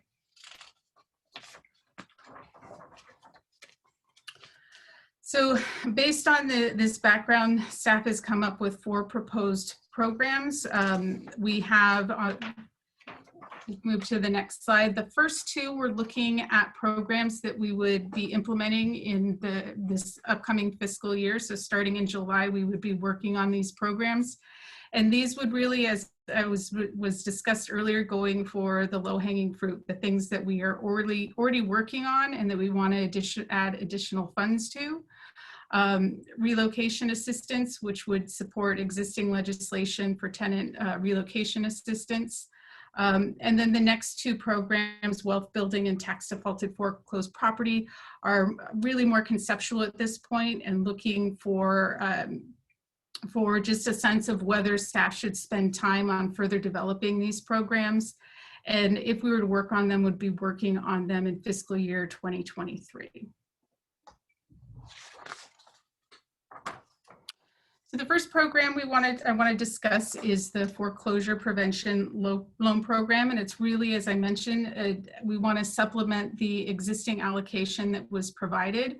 Our intent is to pair this with legal services so that it's not just, okay, if you're a homeowner and you're in arrears, we will provide you a loan. There would really be an analysis of whether any of the rights of the homeowner were violated, and if so, making sure that the lender complied with all federal requirements and lending and state requirements. And as a last resort, if we can't get the lenders to modify the loan or help the homeowner to refinance out of their loan, then we would provide the financial assistance that's needed to make sure that people stay housed. The good news is we're seeing the real estate community painting a picture of the future of there being sufficient equity in property that people will be able to avoid foreclosure. However, they did identify that about 15% of the people in forbearance have no exit strategy. And I think that's where we would be focusing our attention. As you notice on this slide, we're estimating would help about 60 low-income households. So the intent of this program is really to help those individuals who are low income, are not able to address their arrears by any other means, and we want to help them stay housed, because the likelihood of re-entering into the rental market, that they will find rents that are higher than their existing mortgage payment, and housing will be even less affordable for them. So we're really looking at targeting the population that would still struggle as tenants if they were to re-enter into the housing market, and not likely to downsize and use their equity to buy something smaller. All right, next slide.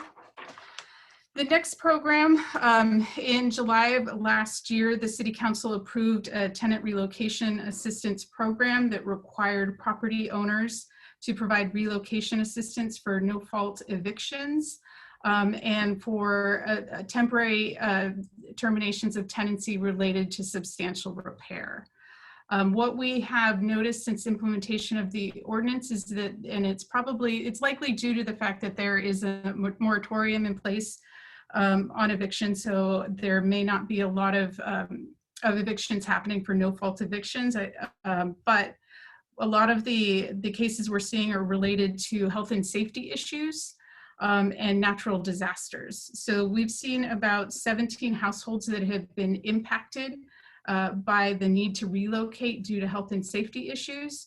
And along with that, it has been difficult to secure the financial resources from the landlord.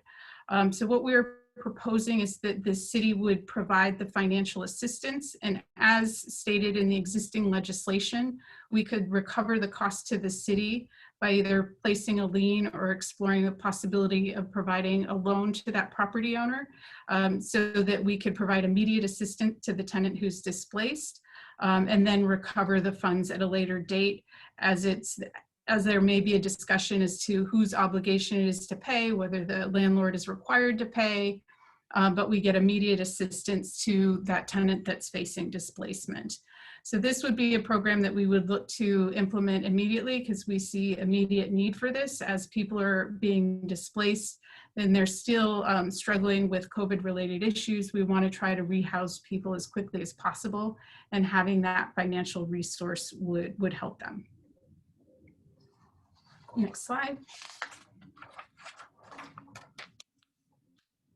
And so here's where we move on to our more conceptual programs. The first one proposed is a wealth building program, possibly a reparations program, depending on the feedback from the task force. But really it's intended to mitigate the disparate financial impacts of COVID-19 that will further widen the racial gap by providing financial assistance and support developing financial goals. Nationally, racial and ethnic minorities are overrepresented in COVID-19 cases.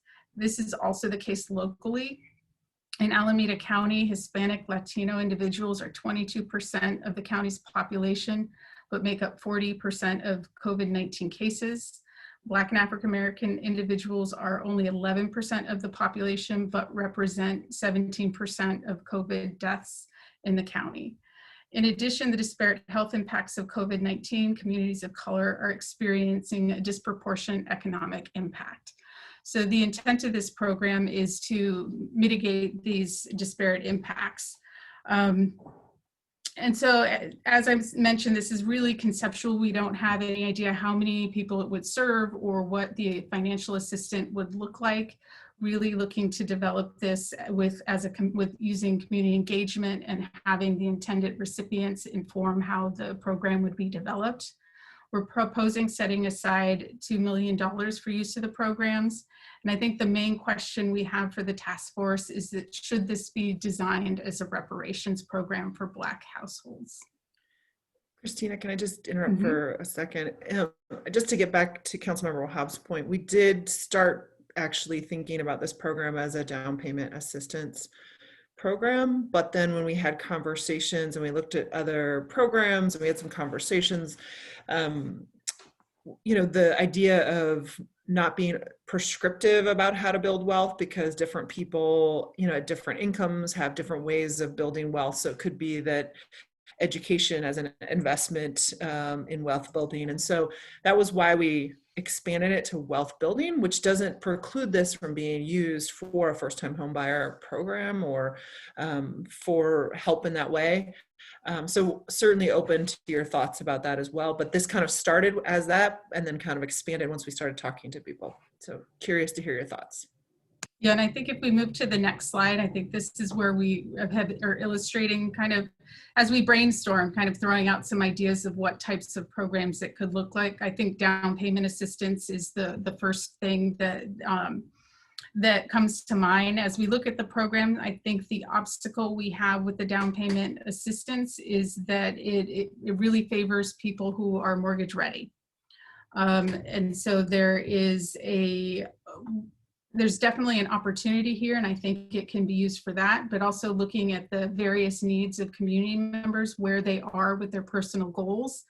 Wanting to have some sort of flexibility is how do you help somebody leverage these funds and turn it into something useful. And different community members will have different needs that need to be supported financially. And also we're hoping that it would be paired with some sort of support, like housing counseling or financial planning, business or career development. So we're looking to also not only just provide the financial assistance, but what kind of education or support would community members need in order to actually use the asset not as a one-time fund to address a problem, but how do you make it grow and turn it into something that can be more productive in your life. And so if this program is supported, we would develop this, as I mentioned, through a community engagement process, because we feel that we don't want to be prescriptive. We want to understand from the community how they best think it would serve them. Next slide. And then the next program, I think we've talked a lot about a tax defaulted program. Want to introduce foreclosure, the acquisition of foreclosed properties as well. The city has the ability to interrupt tax sale properties and pull them off the rolls and help transition those to either a community land trust or a nonprofit developer. There's also legislation, SB 1079, that allows a tenant who currently occupies a property that's foreclosed to have the ability to have the last and final offer on a property. Also included in that would be cities, land trusts, nonprofit housing developers. In a lot of cases, these legislations exist, and the entities that take advantage of them are investors, and the properties leave the community's hands. So the intent is to make sure that the properties stay in the hands of community members or are retained as long-term affordable assets to the community. One of the obstacles we have, and we noted this in our report last year when we discussed tenant first right of refusal, is that funding is usually needed in order to make those programs successful.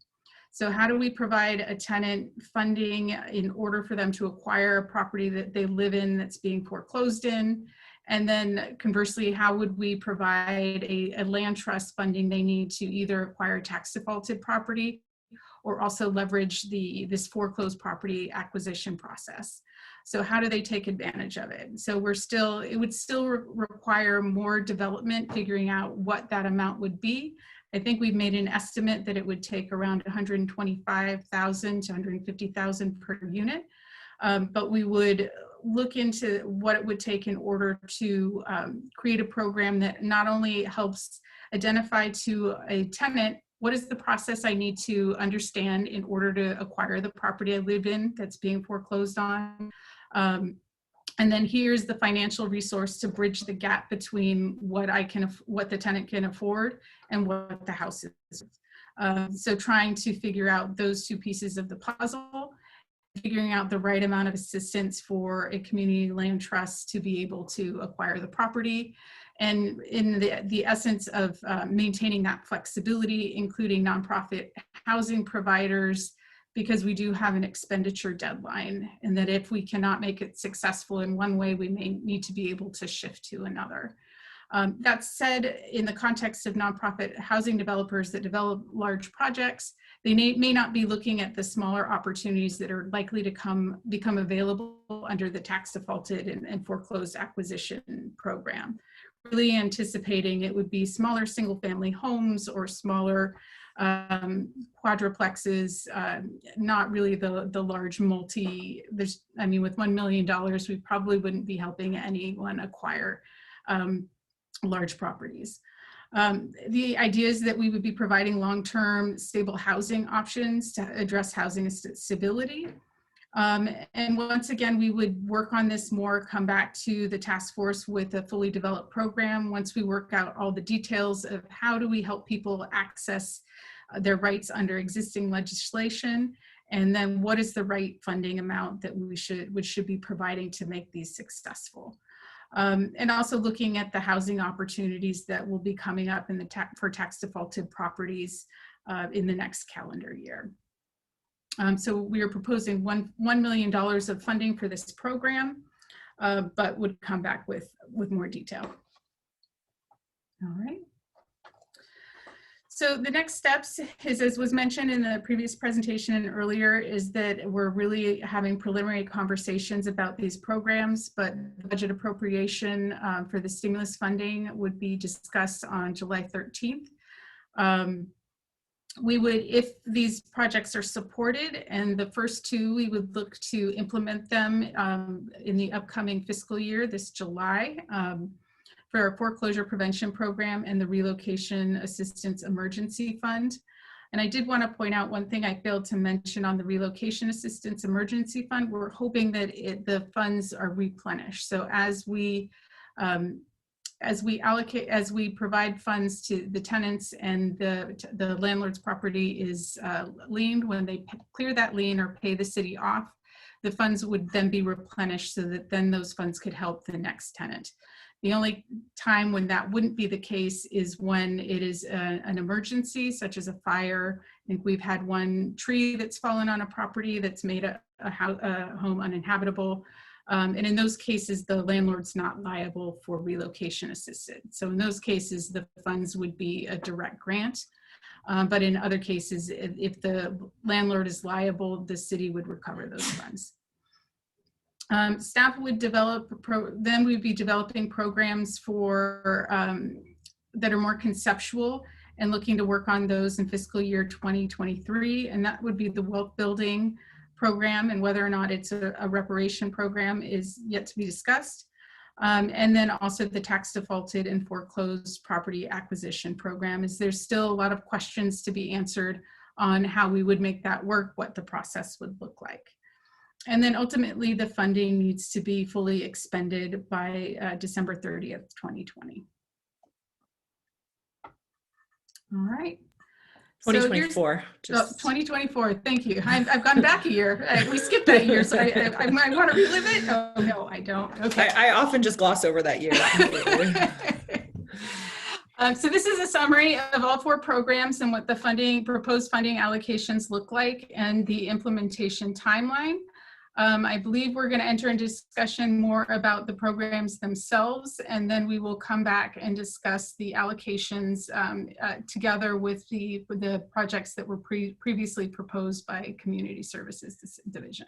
And I think the next slide is the recommendations. Is that right, Amy? I think this is so we provided some discussion questions just to help to formulate what we're looking for. Really, the idea is see if there's support for the first 2 programs that we think should be implemented sooner. Is there support to just move forward with those programs within the next fiscal year? The next question is, should the city really be looking at developing a wealth building program to address those disparate impacts of COVID-19 and how it's financially impacted communities of color more than it has white households? And then to further on that question, I didn't want to give anyone a compound question because you lose half of it. I broke this out in the same venue of wealth building. Should it be presented as a reparations program for Black community members? And then lastly, should the city develop a tax defaulted and foreclosed acquisition program with financial assistance? That being said, since legislation exists to do this anyway, because it's under existing state law, do we want to provide financial assistance to see if we can make these acquisitions successful? And this would mainly be as a pilot program to see if we can make it work. So we're really looking at assisting very small number of households at this time. And if it is successful, then we could see if it's something we would want to expand. And then I think that leads us to our discussion and questions. Sorry, was there a slide on the homelessness projects as well? There is. Oh, there it is. There's Perfect. 2 slides for the funding. So do we want to go directly into the funding, or do we want to take questions on the 4 programs that I proposed first? I'm thinking we're ready to do both. My colleagues have my thought is we'll do we'll open up public comments, and then we'll do the council discussion on both the 4 proposed projects and the overall spending plan. Folks okay with that? Yeah, and if you could kind of go back to the slide with the funding so we 100% address it, because I know sometimes when there's a lot, we skip 1 or 2. Yeah, we'll definitely pull up the slides when it's time for council deliberations, for sure. Okay, cool. So I think, did staff have a little bit more? Okay, all right, fair enough. So we will go to public comments on the specific housing plan or on the stimulus funding. And I'm not seeing any hands on that. Okay. Colin? Yes, hello again. I just wanted to comment here as well that these plans look amazing. I think it's a really great way to spend out one-time funds, especially the relocation assistance, as was mentioned, having it be, as Christina mentioned, having it be replenishable over time is amazing. That we can continue to provide that kind of assistance to people in need is a fantastic thing. I also want to speak in support of the wealth building proposal as it is, especially focusing on it. I think it's true and important as well as a reparations component. I think that's important to speak out in favor of, both because of the disproportionate impact that Black community has felt in Hayward, as well as the fact that it then wealth building for any part of our community then inevitably benefits the city in the long term. And then also the, going to speak out, of course, again in favor of the trying to pilot the program to help out community land trusts, because I think those are a fantastic way of ensuring that people living in the community stay in the community and invest in the community. So in short, I think these are fantastic plans, and I hope that we're able to, as a city, implement them in a more sustainable fashion once there's funding available. So thank you again, and I yield the remainder of my time. Okay, thank you. And Lacey Amadei? Hi again, Lacey Amadei with the Hayward Collective. I just have a brief comment. I hope that staff will understand that the prior praise also extends to this report, which also is very well done and has a lot of good policy.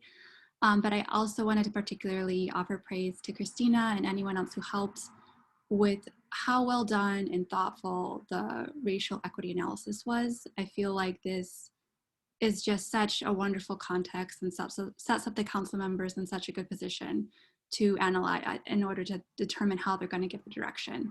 So thank you very much. And it has just been such an important part of this COVID-19 tragedy. So just thank you. It's so well done. And congratulations again for this report. As you know, it's kind of all one piece of work. I do want to just add, because there's so much to say, I couldn't have time to the sales. Oh, I don't know. I can. Well, cut me off. Please cut me off, council member, if I can. But for the sales tax measure, for finding sustainable funding, if it could please be explored to look at other progressive ways to find a permanent source of revenue. I know there's different forms of taxation that can be explored, or finding revenue sources that aren't regressive. So that would be great if some of those could be explored, several, as just part of the options as how we can keep funding these programs if they are approved and get going. Thank you. Thank you. And just FYI, like really quick on regarding the sales tax or the ongoing funding from some kind of tax, the Budget and Finance Committee will actually take that item up at a future meeting. And there will be some community, it'll be part of the annual community satisfaction survey. And so there'll be the opportunity for more commentary on that specific item. Yes, Assistant City Manager Ott. I just wanted to mention, we are not wedded to a sales tax measure. I think some of what we said local tax measures. So some cities are doing vacant parcel taxes or parcel taxes. So I just wanted to clarify that we are not proposing a local sales tax. Okay, thank you. And I'm up. Didicus, go ahead. Okay, unmute. There you go. Yep. Yeah, directly to that point, in the United States, we tend to tax our land based on the improvements instead of on the property itself. If we were to move to a property or a land tax, it would be a more equitable distribution of wealth, and it would also go a long ways towards funding many of the programs that we're talking about. So we're talking about long-term permanent funding. I think we should investigate that more thoroughly and see what the effects could possibly pencil out for us. The land trust would be more than happy to help you with that. But the land trust is a means of achieving equity, and that's why it's very, very important to both support it and to use it as your primary point of attack on this housing issues and housing challenges. There you go. Okay, thank you. And not seeing any other hands, so I will close this public comment period and go to, so I do see your hand, Aisha. I also know that you spoke first last time, so I just want to offer the opportunity, as we have done in the past, to see if Councilmember Salinas wanted to go first this time. No, go ahead. That's fine. Okay, thank you. And did you want the financial slides? Would that be helpful? Yeah, and I have the PowerPoint also up too. So I just want to make sure that I answer the questions that staff needs us to answer. Great. So why don't we pull up the question slide? Perfect. Okay. Okay. So one, I'm again genuinely happy with the context, and again, I want to thank the full staff from the housing team who works on this. I think that, you know, Dr. Cole Bloom, as well as Ms. Lobadon and obviously Ms. Morales, have done a wonderful job understanding the equity is a priority for us, number one. Also making sure, you know I have talked to our assistant city manager and city manager so much about making sure that whatever program we have, it continues. It's not a one-off and one and done and move on with our lives. So I'm really, really happy to see that. I did eventually want to talk about kind of the down payment thing, because eventually I really want that to be kind of a core focus as well. But I also just want to highlight, I think that Ms. Morales deserves an award for all the stuff that she has done around housing, because literally in the 3 years she has done an incredible job, whether it was around rent, whether it was around tenant protections, whether it was around anything. I genuinely believe, you know, she was a key piece of a lot of our good policies. So I just want to give kudos to her, just because you know, we haven't seen each other. So I just want to say kudos. And if we're giving internal awards, you know, my nomination is there, okay? But I do want to say that this is also to the public, this is a significant amount of investment from the city. Most cities do not invest this much. And I'm glad that we are not only investing, but also prioritizing. The fact that the median family income of a Black family in the United States versus a white family is nearly $100,000 of a difference was a statistic that I actually used in a presentation this past month. So I'm glad that I saw it again. It's sad that it's still the reality, right? So just overall, the foreclosure prevention loan program, and I want to highlight this to the public, that a lot of these programs, you know, it says numbers served, 60 low-income households. And the proposed funding. I'm fine with the proposed funding. And I think that the priority is our most vulnerable populations. And I don't know how we will measure, and I know that you guys are eventually going to come forward with a more detailed plan, but just making sure that we measure exactly, you know, some people complain about a lottery program, and I kind of want to just be able to track what does their vulnerability look like, right? Is it, you know, they're one payment away versus, you know, they've been in a program and been successful in paying on time regularly and, you know, need a little bit more help. So I kind of want to just understand, you know, what we are eventually going to measure, right? So I do just want to highlight that piece of it. But number served, also, I just wanted to ask, is that number served per year, per what? That is the number of people served by the amount we're allocating to the program. So it includes the funding from the CDBG funds and also the stimulus relief funds. Okay, but are we looking at this annually or every, I just want to see the timeline wise. It's one-time funding, so it would be once. So it's until we fully expend the funds. So ideally, we would be providing assistance to some people who won't need the financial assistance to be stabilized. Maybe the attorneys can help them by negotiating a repayment plan or a loan modification, or help them to refinance. But maybe those that need financial assistance, we're estimating that would be about 60. So we do expect it would help more people, because there may be people who don't need financial assistance. Yeah. And then as we look, if there's continued problems and we see there's additional need, I guess the hope is that the federal government would be continuing to provide financial assistance, and we would have that identified need, the established program, and we could continue to fund it. Perfect. And obviously you guys know, I've talked about, my family being, having their family home foreclosed on during the economic downturn. A lot of the real estate experts have stated that after the moratorium ends this month, at the end of this month, that there may be a significant amount of foreclosures. So I think for me, this is priority given that, this whole effort is in response to COVID, right? So I just want to highlight that there. So I'm happy with this program and whatever we can do. And I do agree with your analysis that some people won't need the financial help, but may need the legal help also, just because, the moratorium stated that you would have to pay back your rent or whatever the case may be, and negotiate with your landlord. So just also even thinking on that end, but I know this is primarily property owners. So I do appreciate that, and I'm fully supportive of that.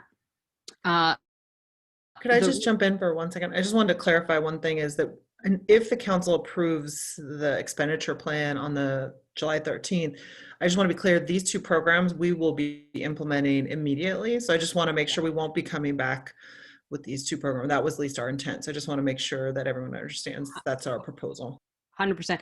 And because July 13th is kind of like, I want to say 13 days after the moratorium is lifted statewide, I just want to see, are we kind of in the background already working on this and making sure that it's available slightly ahead of time, or? Yeah, I mean, I'll let Christina jump, but I mean, a lot of work went into even preparing these programs to get ready for this. So I think, Christina, you have a pretty good idea of how you're going to implement this. Is that correct? I do, but so, I mean, the foreclosures won't happen immediately because they have to file a notice of default that requires to be filed and held for 90 days.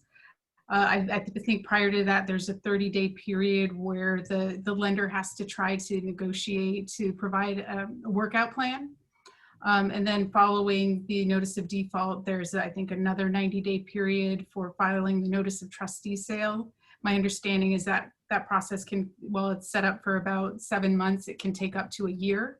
So we still do have time, but our intent is to try to stand this program up immediately so that we can help people quickly, because there's also lots of anxiety involved with losing your home. So we're very cognizant of that. So as people get their notice of default, the more we can refer them to resources, the better. So we intend to work on it quickly, but I do think it will take us several months to get the program stood up. Okay, no, and I appreciate that clarity. And, as much as possible, whenever this is fully approved by the full council, social media blast to make sure that it is well known by our larger public. So I again appreciate that. That is priority for me. The Relocation Assistance Emergency Fund, I was kind of wondering why it's $250,000, and I was thinking to myself, like, can that be increased? And potentially I would lean for it to be slightly increased. But I also appreciate kind of the clarity of where we're kind of, prioritizing where this works. So I do support it as well, because I think we've seen a lot of bad actors, but I also want to see if, in the last year when we did kind of the just cause eviction and so forth, to see if there are any other loopholes or, situations where people are taking advantage. So, but for the most part, I fully support that. And back to the wealth building reparations program.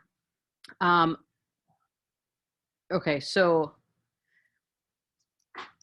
can I ask just the background as to, I know, my biggest goal with all the programs was for it to be a continuous fund so we can kind of have it 10 years down the road and, not be impacted, things like that.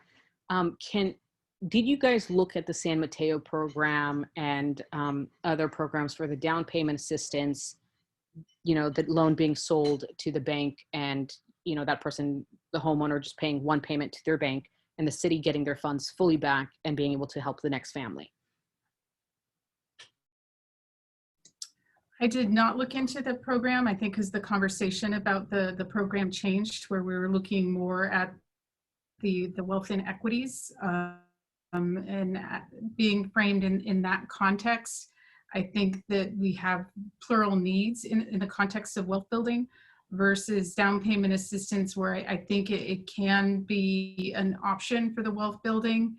it really does take a borrower who is more financially stable, usually have higher income, and will still need a financial amount of assistance in order to if the lower the income they are, the more assistance they would need to make it feasible.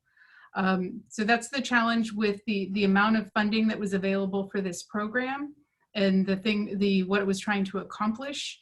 It seemed like it needed to be broadened so that we could look at different financial goals in addition to down payment assistance.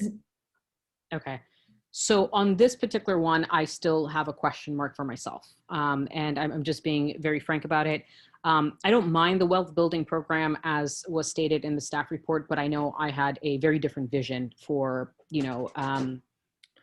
for the down payment assistance program. And the reason why I state that is that we all know that being able to purchase a home is one of the biggest ways and most impactful ways to create generational wealth. So that's still, a priority.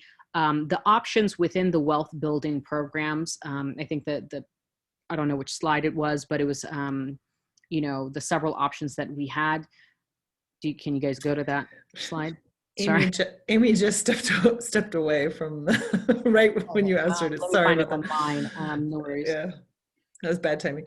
If I could just put a finer point, I just want to be clear. I think if the desire, and maybe we need to talk about the reparations piece of this, because when we started looking at the down payment assistance as a potential reparations, that's where, when we started talking to people about potential reparations, then it felt like, well, you're helping, essentially the better off kind of in the Black community. And then it started, well, what are other ways that we could help a cross-section of the Black community build wealth? And that's where we started expanding it. So I do wonder in the discussion, if you really want to do a reparations program and that resonates with the task force, then I think probably we'd recommend trying to be a little more expansive in the definition.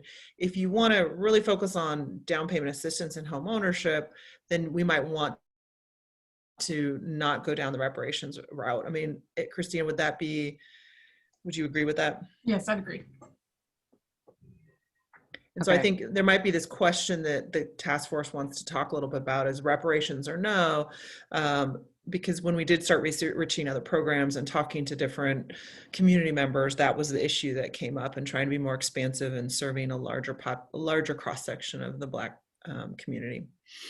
Okay, so number one, I don't like the if this or that. It's putting me in a tough spot because I'm genuinely torn. I still believe in the down payment assistance program. And I do think that people who are ready to maintain a 30-year mortgage, and obviously we want people who are able to maintain that and long-term longevity around that, I still would like to see a down payment assistance type of program, number one. In regards to reparation, and I know you guys keep referencing that you guys have spoken to a lot of people. Can you reference who you guys have been speaking to? I will say, I mean, we did some research. Evanston has a recent program. It's actually being litigated right now, we believe, that our understanding. And so we did some research, Christina, and then you want to talk a little bit about some of the research your team did? Yeah, so, well, we have spoken with a community member who is both has experience in financial planning and development, and has done a lot of personal development of her own business model that looks at supporting wealth building opportunities and an investment into properties. And so we had a discussion with her as well to kind of see what, in terms of providing opportunities for people, for Black community members, what is the most critical thing. And I think one of the things that resonated was that we need to provide an opportunity where people can grow that money. So whether it is an investment source, whether it's property, and when we look at this program and the amount of assistance, it could be individuals pooling those resources together to purchase rental property. I mean, it could take shape in many forms, and I think it's still yet to be seen from community members how we would design it. What we've thrown out in terms of these examples for direct assistance are really what staff has come up with, but I think we are open to the fact that the community need is different than what we think it should be. And I think we have to hear more from the community before we can fully develop the wealth building program. So this is the particular piece that I have the most trouble with, because you know, it's slightly torn. I will say this: I don't know who you guys exactly spoke to, so I would like to know the source eventually. And if you guys don't want to name the name right now, I understand that. Number one. Number two is the fact that I specifically want this for home ownership individual families, right? So right now, what I heard also and what I see from commercial business assistance grants, as well as the multifamily property that you stated to build wealth, I don't necessarily want that in the core focus of what we're doing here around housing. So I would move that aside and potentially put that in the economic development piece of it, which Assistant City Manager you also oversee. So, and we have allocated money for that as well. So I just want to be very specific. For me, this is about making sure families are housed as a priority, right? And those families build wealth by owning their home, townhome, condo, whatever the case may be. So I want to splinter that off. I think the input of whoever this person is, very viable comments, you know, but it seems to mix business out of this, and that's not what my goal is here. So I think that this piece has to be vetted a little bit further. I would also like to talk to more members more publicly about what that actually looks like. So that is my concern there. The education assistance grants, I also think potentially should be in the economic development piece. And it's not just education assistance, but also student loan forgiveness of some sort, because I think that a lot of young people are burdened with that. So just cleaning that up, if you will, and potentially separating this out a little further. So, and maybe I could make a, you know, obviously want to, for the other task force members, as you think about this, I mean, we absolutely agree with you. We need to do a lot more community outreach. And that's why, you know, there was controversy about some of the other programs that are being litigated. I mean, there's a lot, this is new, and we want to jump in and do something, you know, that new and try some things. But we absolutely agree. And so maybe there are some questions, depending on what the other task force members want, that we can be asking, you know, should this just be a down payment assistance program? Maybe we try to emphasize that and see what kind of feedback we get, and we can bring that back to you. So maybe there's some ways we can structure this and the questions that we ask the community when we do that outreach to try to get at some of the things that you're saying, Councilmember Hobb, but I'm open to. Definitely. And I'm not opposed to any part of it. It's just, you know, very specific scope, right? And also, even when you mentioned the multifamily piece of it, you know, I've been through a program that specifically talks about, you know, multifamily homes and so forth. And I do know for people of color, it's actually harder to get a business loan too. So I completely agree with that. And I do want that part of the larger discussion, but not necessarily for the housing discussion.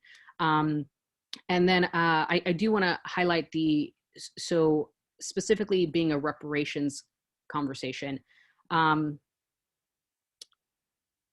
We all know that in the nation, the Black community has been wronged in more than enough ways that you know, for centuries, to be honest with you.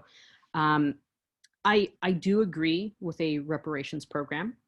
I will also say that it's not just Black people. You know, we also know that Latinos, Chinese Americans, and others were also discriminated against in different ways around land ownership, immigration, and much more. So I don't know if we want to broaden that scope a little bit, but I also want to know the legalities behind it, because I know I've had a conversation about this in particular about reparations, and you know, I want the public to know that, you know, there's a lot of conversations that happen one-on-one and so forth. And the Equal Housing Opportunity Act, does that limit us in doing this? I do think it requires that we explore it more with the city attorney's office. What we're seeing from the program in Evanston is that there was some grounds because it was tied to specific harm that was done by the housing policies. So when it's tied to that specific instance, you are you're making amends for the harm you did to that community.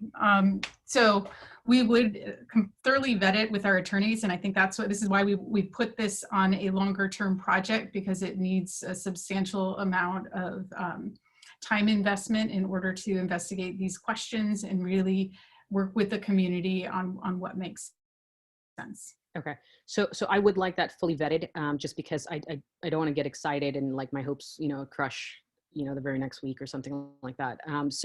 I do just want to see if we are allowed to do that, because I know even when we talked about, Hayward residents getting priority preference and specifically certain communities and things like that, that's what was told to me last time. So I just want to double check. But I would be interested in a multi-pronged model, because I still want this for, the everyday Hayward resident, as well as with a focus on reparations. And I think that's like a 50-50 approach. Personally, I think that that's, what in my mind would be fair, because we do have a larger community as well that we have to service. And I don't see this, comes every day. So I just want to highlight that. On the next slide, in regards to tax defaulted properties, I'll make it very quick. I fully support this. I know that when we saw the list, council often sees the list of from the assessor's office, the tax defaulted properties.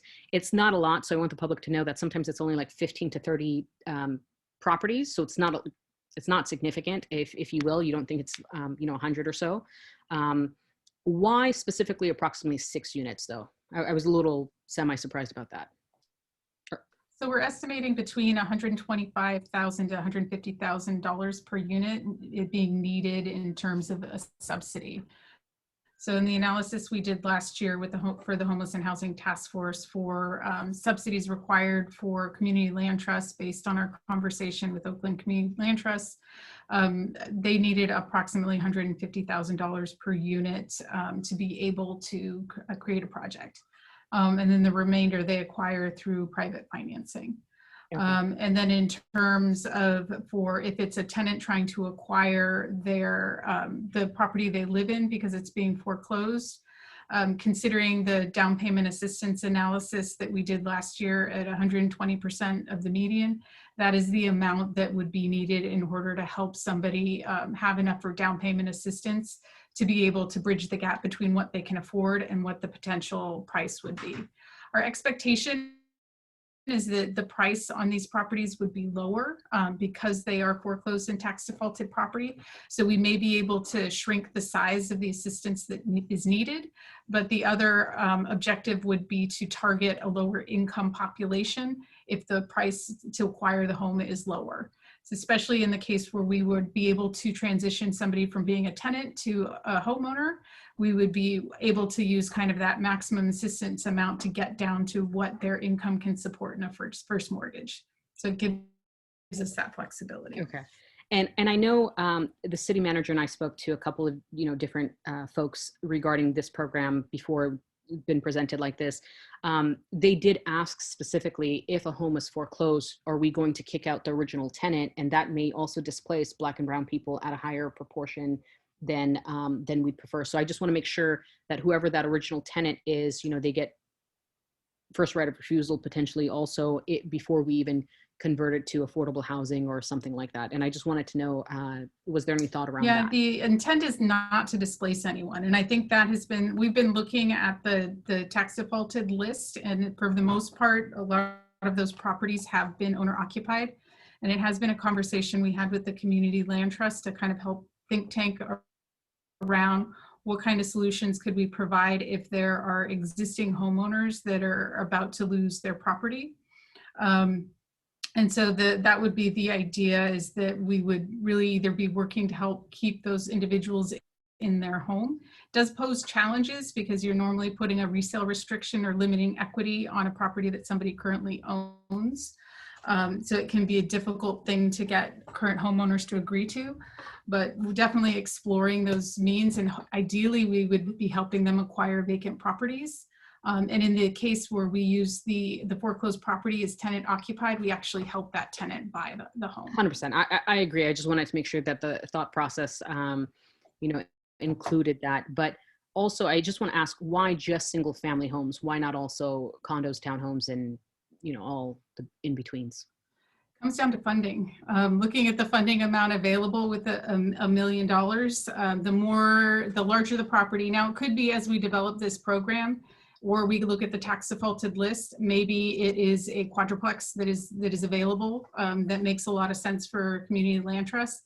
I don't think in that context we are excluding it. It's more in the context of the foreclosed properties targeting the single family home. It's a lot more complicated to acquire property amongst individuals and establish their ownership and their rate of return on that investment than it is a single family home with one owner. Including condos and townhomes. Wouldn't it be cheaper to condos and townhomes would be included in a single family home, single unit property, let's say. Okay, so I just wanted to clarify that. Yeah. And no, I fully agree with this. I wish we could toss more money this way, but I'm excited for this. This was something I was very eager to see. Other than that, I just want to make sure I hit all your. I feel like I did. In regards to the funding, like I said, the Relocation Assistance Emergency Fund. Maybe if we can double that to $500,000, I'm not sure, but you know, that's an ultimate goal. But overall, I am fully supportive of this, and then I do just want certain things vetted a little bit more, and I know it will be when it returns to us. So again, thank you very much for the hard work and kind of just making sure that all the nuances are for the most part going to be discussed. And if you don't mind, I just want to share the accolades with my team. I've heard so many kudos, and I just want to acknowledge, we've acknowledged Amy Colbloom, who worked on the report. I also want to acknowledge Doris Tang, who also did a substantial amount of research for the report, and they've really helped put together a report that provided not only information about our proposals, but what's led us to make these conclusions. So I want to thank them both. Definitely. You guys have done a fantastic job, and anybody else that's not here, I think the entire city council and the city as a whole is genuinely appreciative of the work that you guys have. Very definitely. Councilmember Salinas. Thank you. Let me see if I can whittle my comments down briefly here. I am happy with the recommendations, and I think there's, I think they, you know, just based on what I've heard staff report and based what's in the report, clearly you guys have it's thoroughly researched. You know, you guys have presented a good plan. And doable. I think it's actually doable, and so it's and that's what's good about any plan, right? That it's actually doable. So you know, the recommended stimulus allocations. I mean, you know, sure. You know, I do. You know, I support them, and you know, I'll certainly support this when it comes to us on council. You know, and I know we're limited by the amount of dollars that we're getting, you know, in the first place. So you know, and I think staff has certainly thought this through, and so I'm happy with the allocation. You know, looking at the wealth building allocation of $2 million, you know,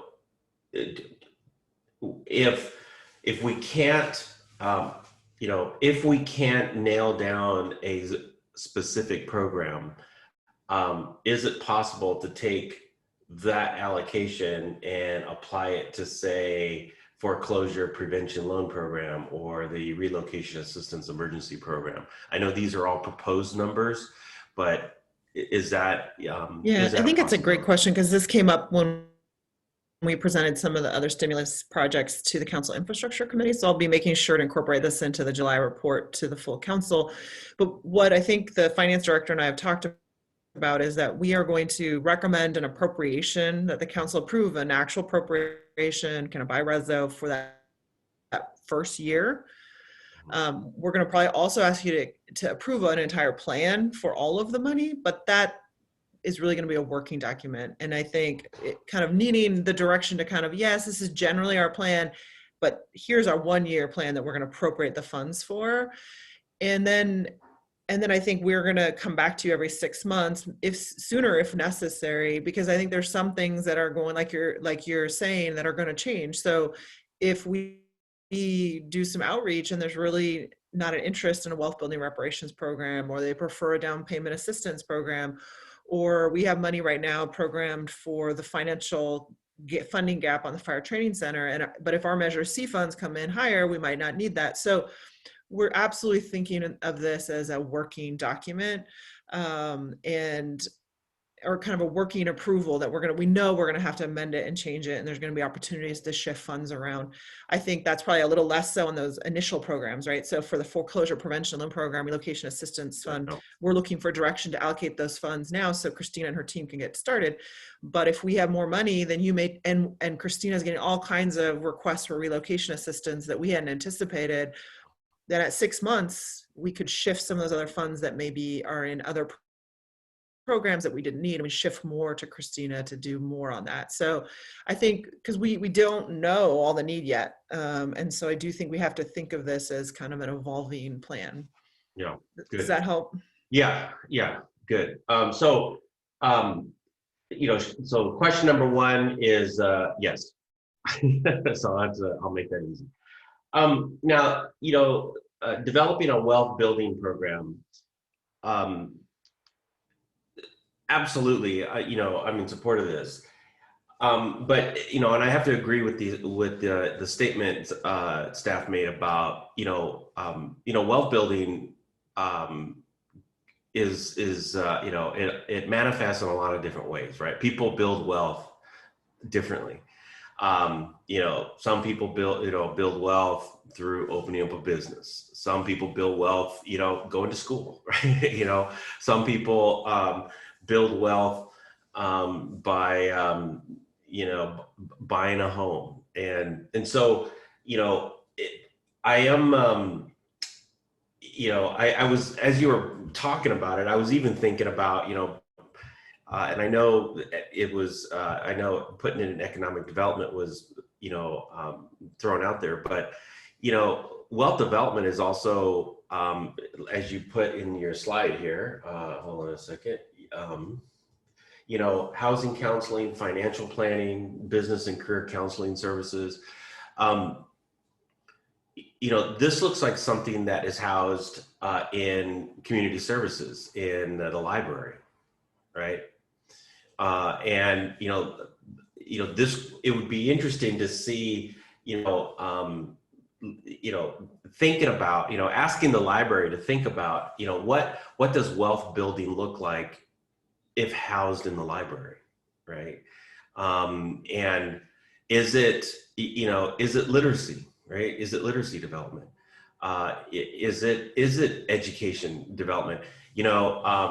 There's, one of the things that I have found quite interesting, and I mean, and very, happy to participate in some of the activities, is, Tiburcio Vasquez has the Promotora program. And, and over the years, and, I've been involved with it for, for many years. And, over the years, the Promotoras, they have talked about, they've talked about these kinds of things, and they've talked about opening up their own business. They've talked about, they've had wealth building conversations, right? And they've also talked about, where, what agency could they go to get that, to get that, and they talked, they would talk about, of course, learning English, right? And developing English skills is part of the equation. Financial planning, that's part of their conversation. And a lot of the promotoras have, a lot of them have side hustles, right? I've talked about this on the council, where they're they're, they have, they're selling, stuff, food and non-food and other, other things, out of their garages, out of their cars. And I mean, it's quite interesting how they're sort of generating resources to create wealth. And of course their ultimate goal, and some of the conversations that I've been in, their goal is to buy a home. I mean, that's really, that's what they, that's what they're really sort of looking at. So with all of that said, I also would be remiss if I did not say that everything we know about, and I'll just use academic achievement, and I'll just use that as the data point for now. Everything we know about academic achievement, one of the greatest powerful variables in the increase in academic achievement is housing stability, right? And so, when I think about wealth development, if we were to invest in, getting folks stable in housing, and preferably in home owning their home, that would exponentially, help a family. We also know that home ownership, all of the, mental health, factors that are caused with housing instability, right? Owning a home or just having secure housing, but in this case, I'm extending it to saying owning a home. Owning a home is it goes beyond than just generating wealth, and so I would like to see investment put into this, because I think it's important. Where do we house it? I mean, do we house it in housing, or do we house it in, say, in the library, or do we house it in economic development? I don't know. It'd be interesting to see how this conversation unfolds. And so I do support it, and I do support and I am interested very much so in the conversation that comes out of it. Number 3, should the wealth program be designed to provide reparations to Black community members? So, do we call it wealth building? Do we call it reparations? What, sometimes, naming something is important, and because it evokes sort of the value, it evokes, the purpose. And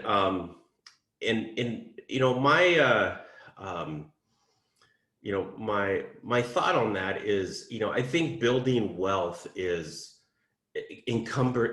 encompasses a lot more activities, right?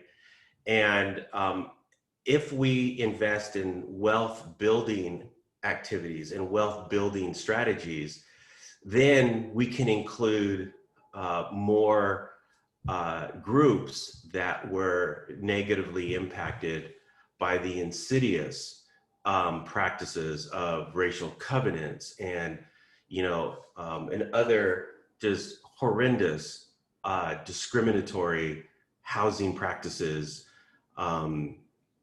that has plagued not only our county but our state in this country for generations and generations.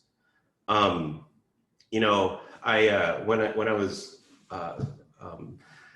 was reading the staff report, I should also say that I'm in the middle of grading papers. my paper, I have a deadline at 11 o'clock tonight. And,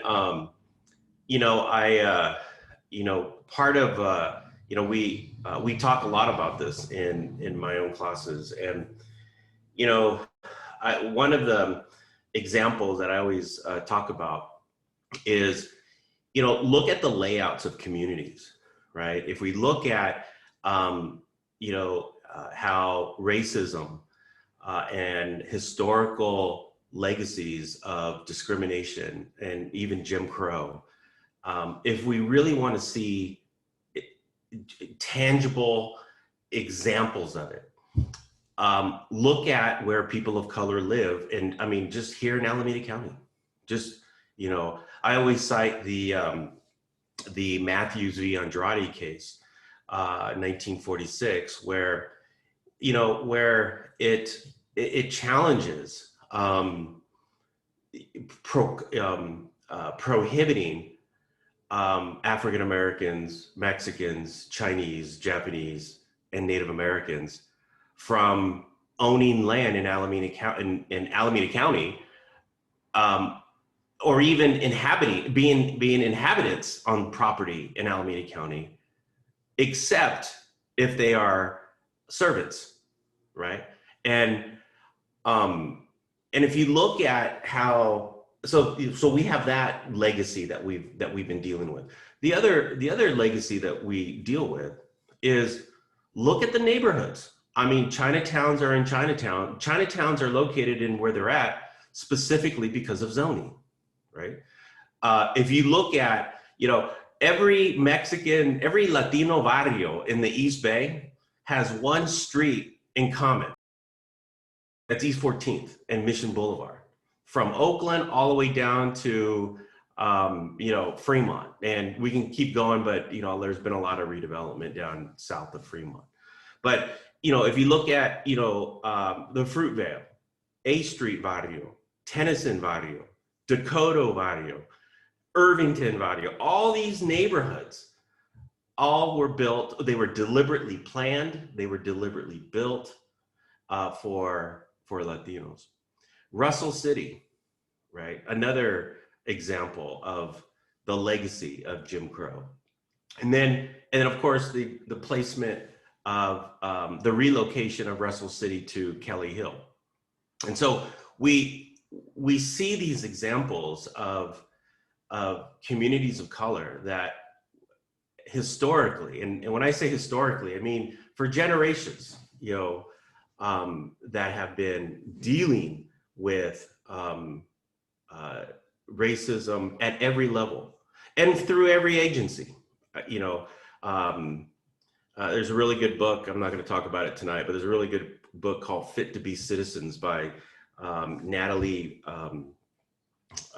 Molina, and where she looks at how public health scares, and this was one of the books I read coincidentally this year, how public health scares, and one man, Dr. Lindley, was primarily responsible for segregating and partitioning Los Angeles, the whole Los Angeles basin. And he did it by health scares. And so anyways, I say all of that, and I sort of put my remarks in that context, because I think wealth building captures more communities that have been, you know, that have been working through and have been coping with and have been, you know, struggling through this insidiousness of, you know, of racism and discrimination, particularly around housing and in urban development. And there's examples all over Hayward I can point to where, you know, we've completely historically, through policies, have historically neglected families and communities of neighborhoods of color. And so, you know, my preference would be, you know, should we build a wealth building program? Absolutely. And I think I'm excited to see what happens. Ms. Ott, you talked about having a robust community engagement plan around this discussion. I think it's a discussion we should have in the city. You know, the state, the governor has appointed a commission. It'd be interesting to see what comes out of the commission. But you know, I've always been, you know, somebody who if we are going to craft something, I want to craft something that is Hayward, and I want to craft something that benefits Hayward, and I also want to be very mindful of the word equity. You know, equity is, and I appreciated the comments that you made around even with the foreclosure. No, what was it? I forget the down payment assistance program, where, you know, those programs actually benefit more people that are, you know, mortgage ready, right? And yeah, and looking at that through an equity lens, you know, an equity lens would be, you know, really looking at subgroups that that are the most negatively impacted, or the most negatively targeted, and have been working through this historically. And so I want to be, so if we're going to use an equity lens, and if we're going to use a racial lens, then, let's apply it, and let's look at, those community members and subgroups. Let's just sort of broaden it out a bit. Let's look at those subgroups that have been impacted, and build something around that. That there is a community benefit for Hayward. So, hopefully I was able to sort of articulate that, and hopefully that it gives you enough. But I think for me, the wealth building, I think, is central, because there's a lot of people out there that are looking for someone to invest in them, and I think that we can benefit.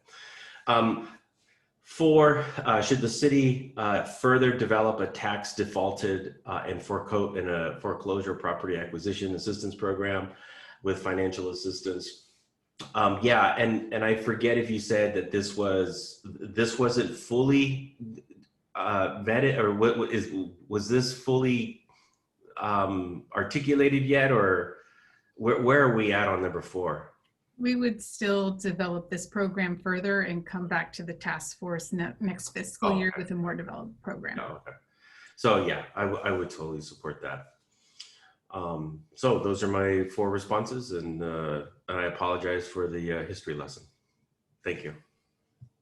Yes, and I'll be grading your dissertation later, Professor Salinas. Okay. So yes, I want to add my appreciation to everybody for great work and really insightful proposals that really reflect the community, both on this item and the last item. So let me do the questions first, and then I'll see if I have other comments that don't come up then. So should we do the stimulus funds? Yes. And I appreciate that this is evolving. So as we see the needs, as we see the programs develop. And the other piece, I'll just sort of put a little placeholder in as if moving around to current projects is the plan B, right? We have plan A, we have plan B to move around within, and I'll add a plan C as a placeholder of, there are a couple different groups that are working on tiny homes projects that could further this, either ownership or at least rental, but deeply affordable by design housing. And so it may make, $1 million or $500,000 might really make an impact on those. So I just want to put that out there as one of those things that we think about as this continues to evolve and as we understand the needs that have already been identified.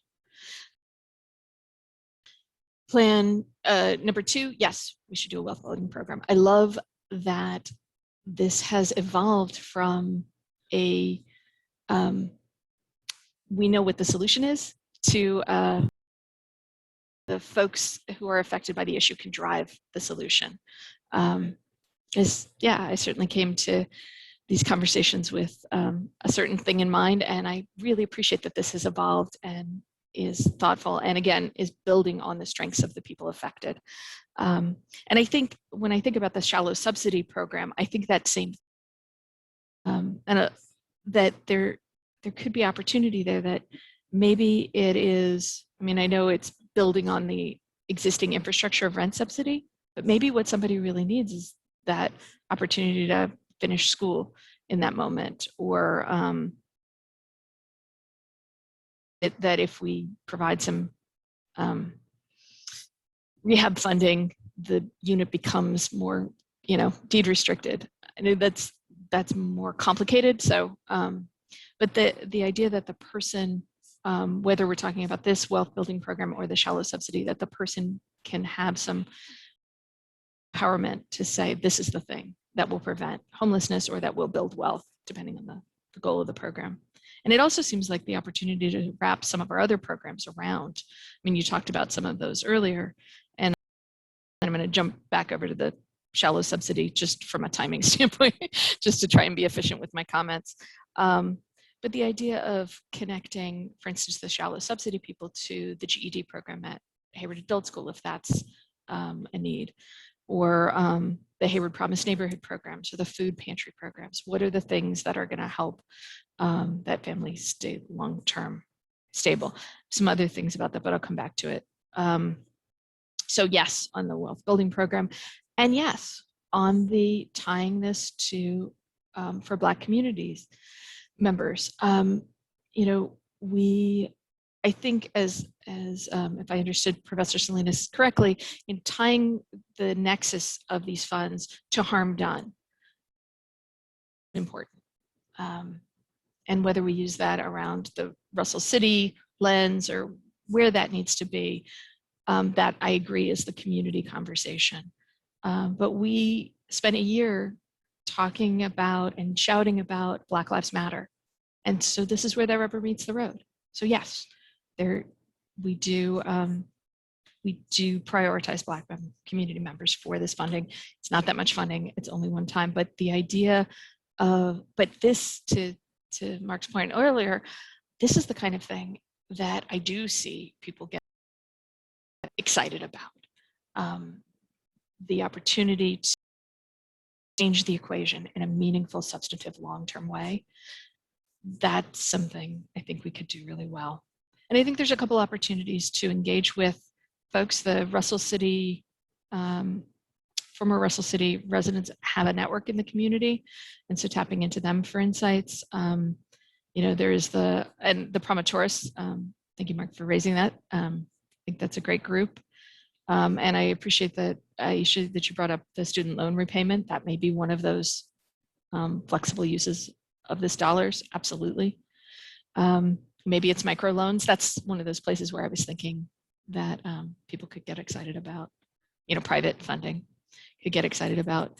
And that there is, the Juneteenth opportunity coming up, and whether or not we're ready to have any community questions vetted at that point, or the community services group, which has, issued us a letter to do exactly this program. That group can also be a resource in terms of developing the questions to consider and the community engagement. And then, yes, the tax defaulted properties, yay, excited about that too. And I think there's my hope here is that it's an opportunity to really start something that has lasting impact. Whether that's tenant ownership directly or tenant ownership facilitated by the community land trust. Certainly open to both of those. I'm not particularly interested in the nonprofit housing developers. I understand why it's a, back pocket idea in terms of the deadline for expending these funds, but I feel really confident that, this might be one of those places where, okay, if there isn't a community land structure, land trust structure, or tenants are still reluctant to transition into ownership for whatever reason, maybe this is the pivot of these funds becomes the tiny home thing. But I really am excited about this, the tax defaulted, capturing the tax defaulted properties, creating the foreclosed properties, and maybe community land trust helps with the things that are Housing Authority cannot do. That's a transition entity, because I know the city, we don't need to be in the position of managing property long term, but if the land trust needed a little bit more time, maybe that's the interest. And so I appreciate that this needs to cook some more, and the great minds behind it. So looking forward to that. And what I'm really hoping is that what we're creating is this long-term mechanism to create an infrastructure to capture properties as they become available, as maybe a family decides that they don't necessarily need a property or don't want to manage a property, that this can come into there. So I'm excited about the possibilities that this holds, and I appreciate that it's being thought of as a pilot project for a specific number of units. And I'm hoping that what also comes out of this is an infrastructure that allows us to go forward. So I know that was a lot, but I'm hoping that was somewhat clear. If not, ask me. And then can you go to the 2 funding slides, please? So this one, okay. And then the next. Perfect, thank you. So yes to extending the annex and the warming shelter, and I already talked about the day center. The shallow subsidy, yeah, the one thing I struggle with here is sort of the long term. You know, does it change the equation, or are we just sort of extending the issue? And I don't know if you have any comments on that, or yeah. Well, I would, oh, Jen, do you No, go wanna- ahead. Yeah, because after the council meeting the 20th, we did some more reading and some more research, and I think that these programs are truly designed to be time limited and not be a forever subsidy that a household depends on. And that's where it becomes really important to define our eligibility guidelines and identify the households who would just need them for that temporary time. I think also that 40 number that we're estimating is a lower end estimate. And also that the one thing I wanted to add is that the program design that we're looking at replicating includes case management services. So what you were talking, Councilmember Lamnon, about linking folks to community college or whatever it may be, that would be something that would be built into the program. It wouldn't just be a monthly check, but it would be the opportunity to be linked to other services that would create longer term housing stability, so that hopefully we bridge the gap for the time that they need it for that 12-month period, and then they are in a more stable place to move forward. I really appreciate that, Lens. Thank you. I'd just like to add, I mean, I think this could be one that, you know, if you're supportive of it, you know, we do it for fiscal year 2020 or 2022. And then, you know, as we look at the 12-month or 6-month and we evaluate outcomes, I mean, if we're not getting the outcomes we want, or the program we don't think is as successful as we want, this, you know, we could kind of, you know, the council's gonna be making that appropriation decision in FY23 and 24, so we could shift resources if it's not serving or not being as successful as we hope. So I think you have that flexibility. No, I appreciate that. And I appreciate that this is a dialogue between city staff and the community and council and outcomes. And it's really exciting times in the city. And then last, I was thinking, I know there's subsidy that we're not, stimulus funding that we're not necessarily talking about tonight, but it is on the list for both of the items, which was the encampment cleanup numbers. And it also relates to the strategic plan because, you know, I wonder, and one of the things that I'd like to see before this comes back to us for the allocation of the year one dollars in July is a question of, would it make sense to allocate some portion of the cleanup dollars to a legal campsite where folks are at the campsite are charged with keeping it clean, doing some management of that? Is that actually less expensive than doing cleanups? And does that allow us to have get to that sanctioned site sooner. It's not the ideal situation, but where they are, maybe we can meet them there. Does that help? And I know there's more research to be done about that, but I also know that there's a couple cities that have that are starting to take that approach. So I'd be interested.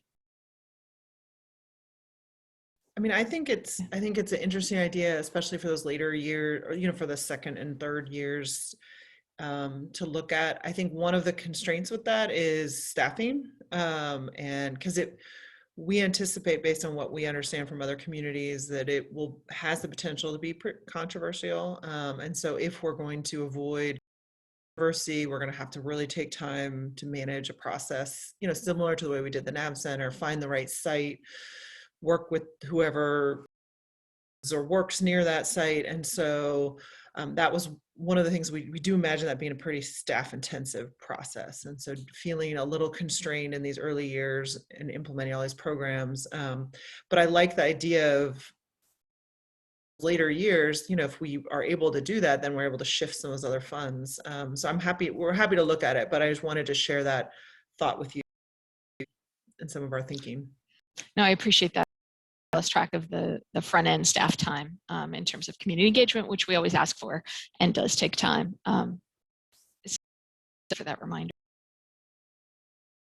Yeah. And in that design is also are there some populations that may be maybe less concerning as a pilot?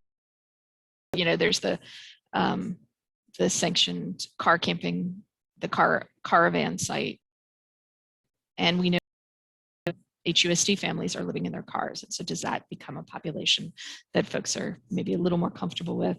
Is it near the youth shelter? And one of the things I've heard recently is that power inverters and the ability to charge, especially as we start to deal with the digital divide with more devices, we still need the access to power. So those things to think about. Obviously, you guys probably already have. The last question I had, which I was going to ask earlier, is so the youth shelter. Is there any of this funding that we need to think about in terms of maintaining the youth shelter in town? I have an answer tonight. I don't have an answer tonight. Does anyone else on the team? So we may need to get back to you on that. Does anyone else? I mean, I know that the shelter has also applied through the community agency funding process, and so funds do go towards organization through that process. But we can continue to look at ways to support, and I know that part of what we have been working on is helping, and the reason I'm blanking on the name of the organization, Covenant House. Prepare letters of support for seeking external funding. So there's ways that we have been supporting, but not in this list we're seeing. No, that's a great point. Thank you. And they are on the Swalwell list, and the city supported that as well. So thank you for those reminders. Great. Anything else on this item? We just have a little bit more to wrap up of the meeting. This, seeing none, we will move on to future agenda items. Any thanks from my colleagues? I know it's anything else on future agenda items or other comments?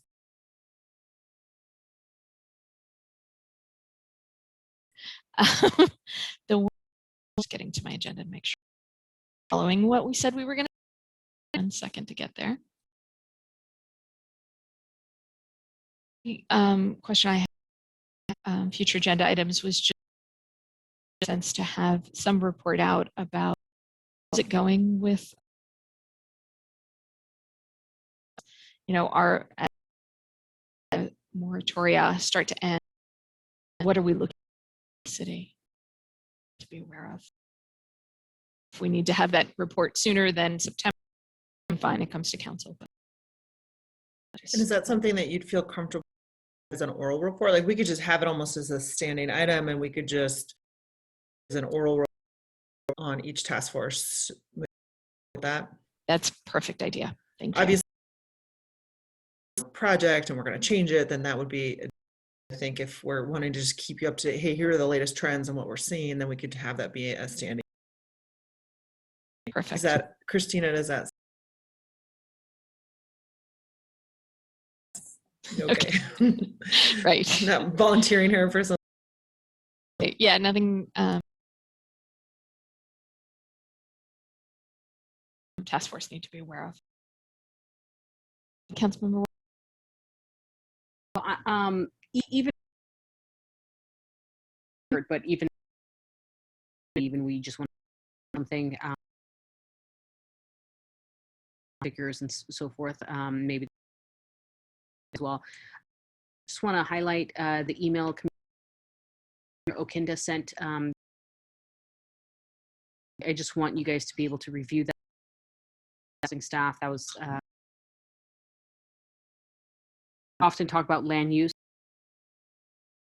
Some interest to make sure that you guys receive that, and eventually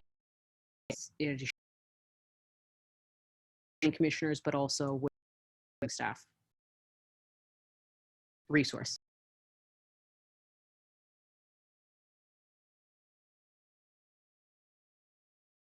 All right.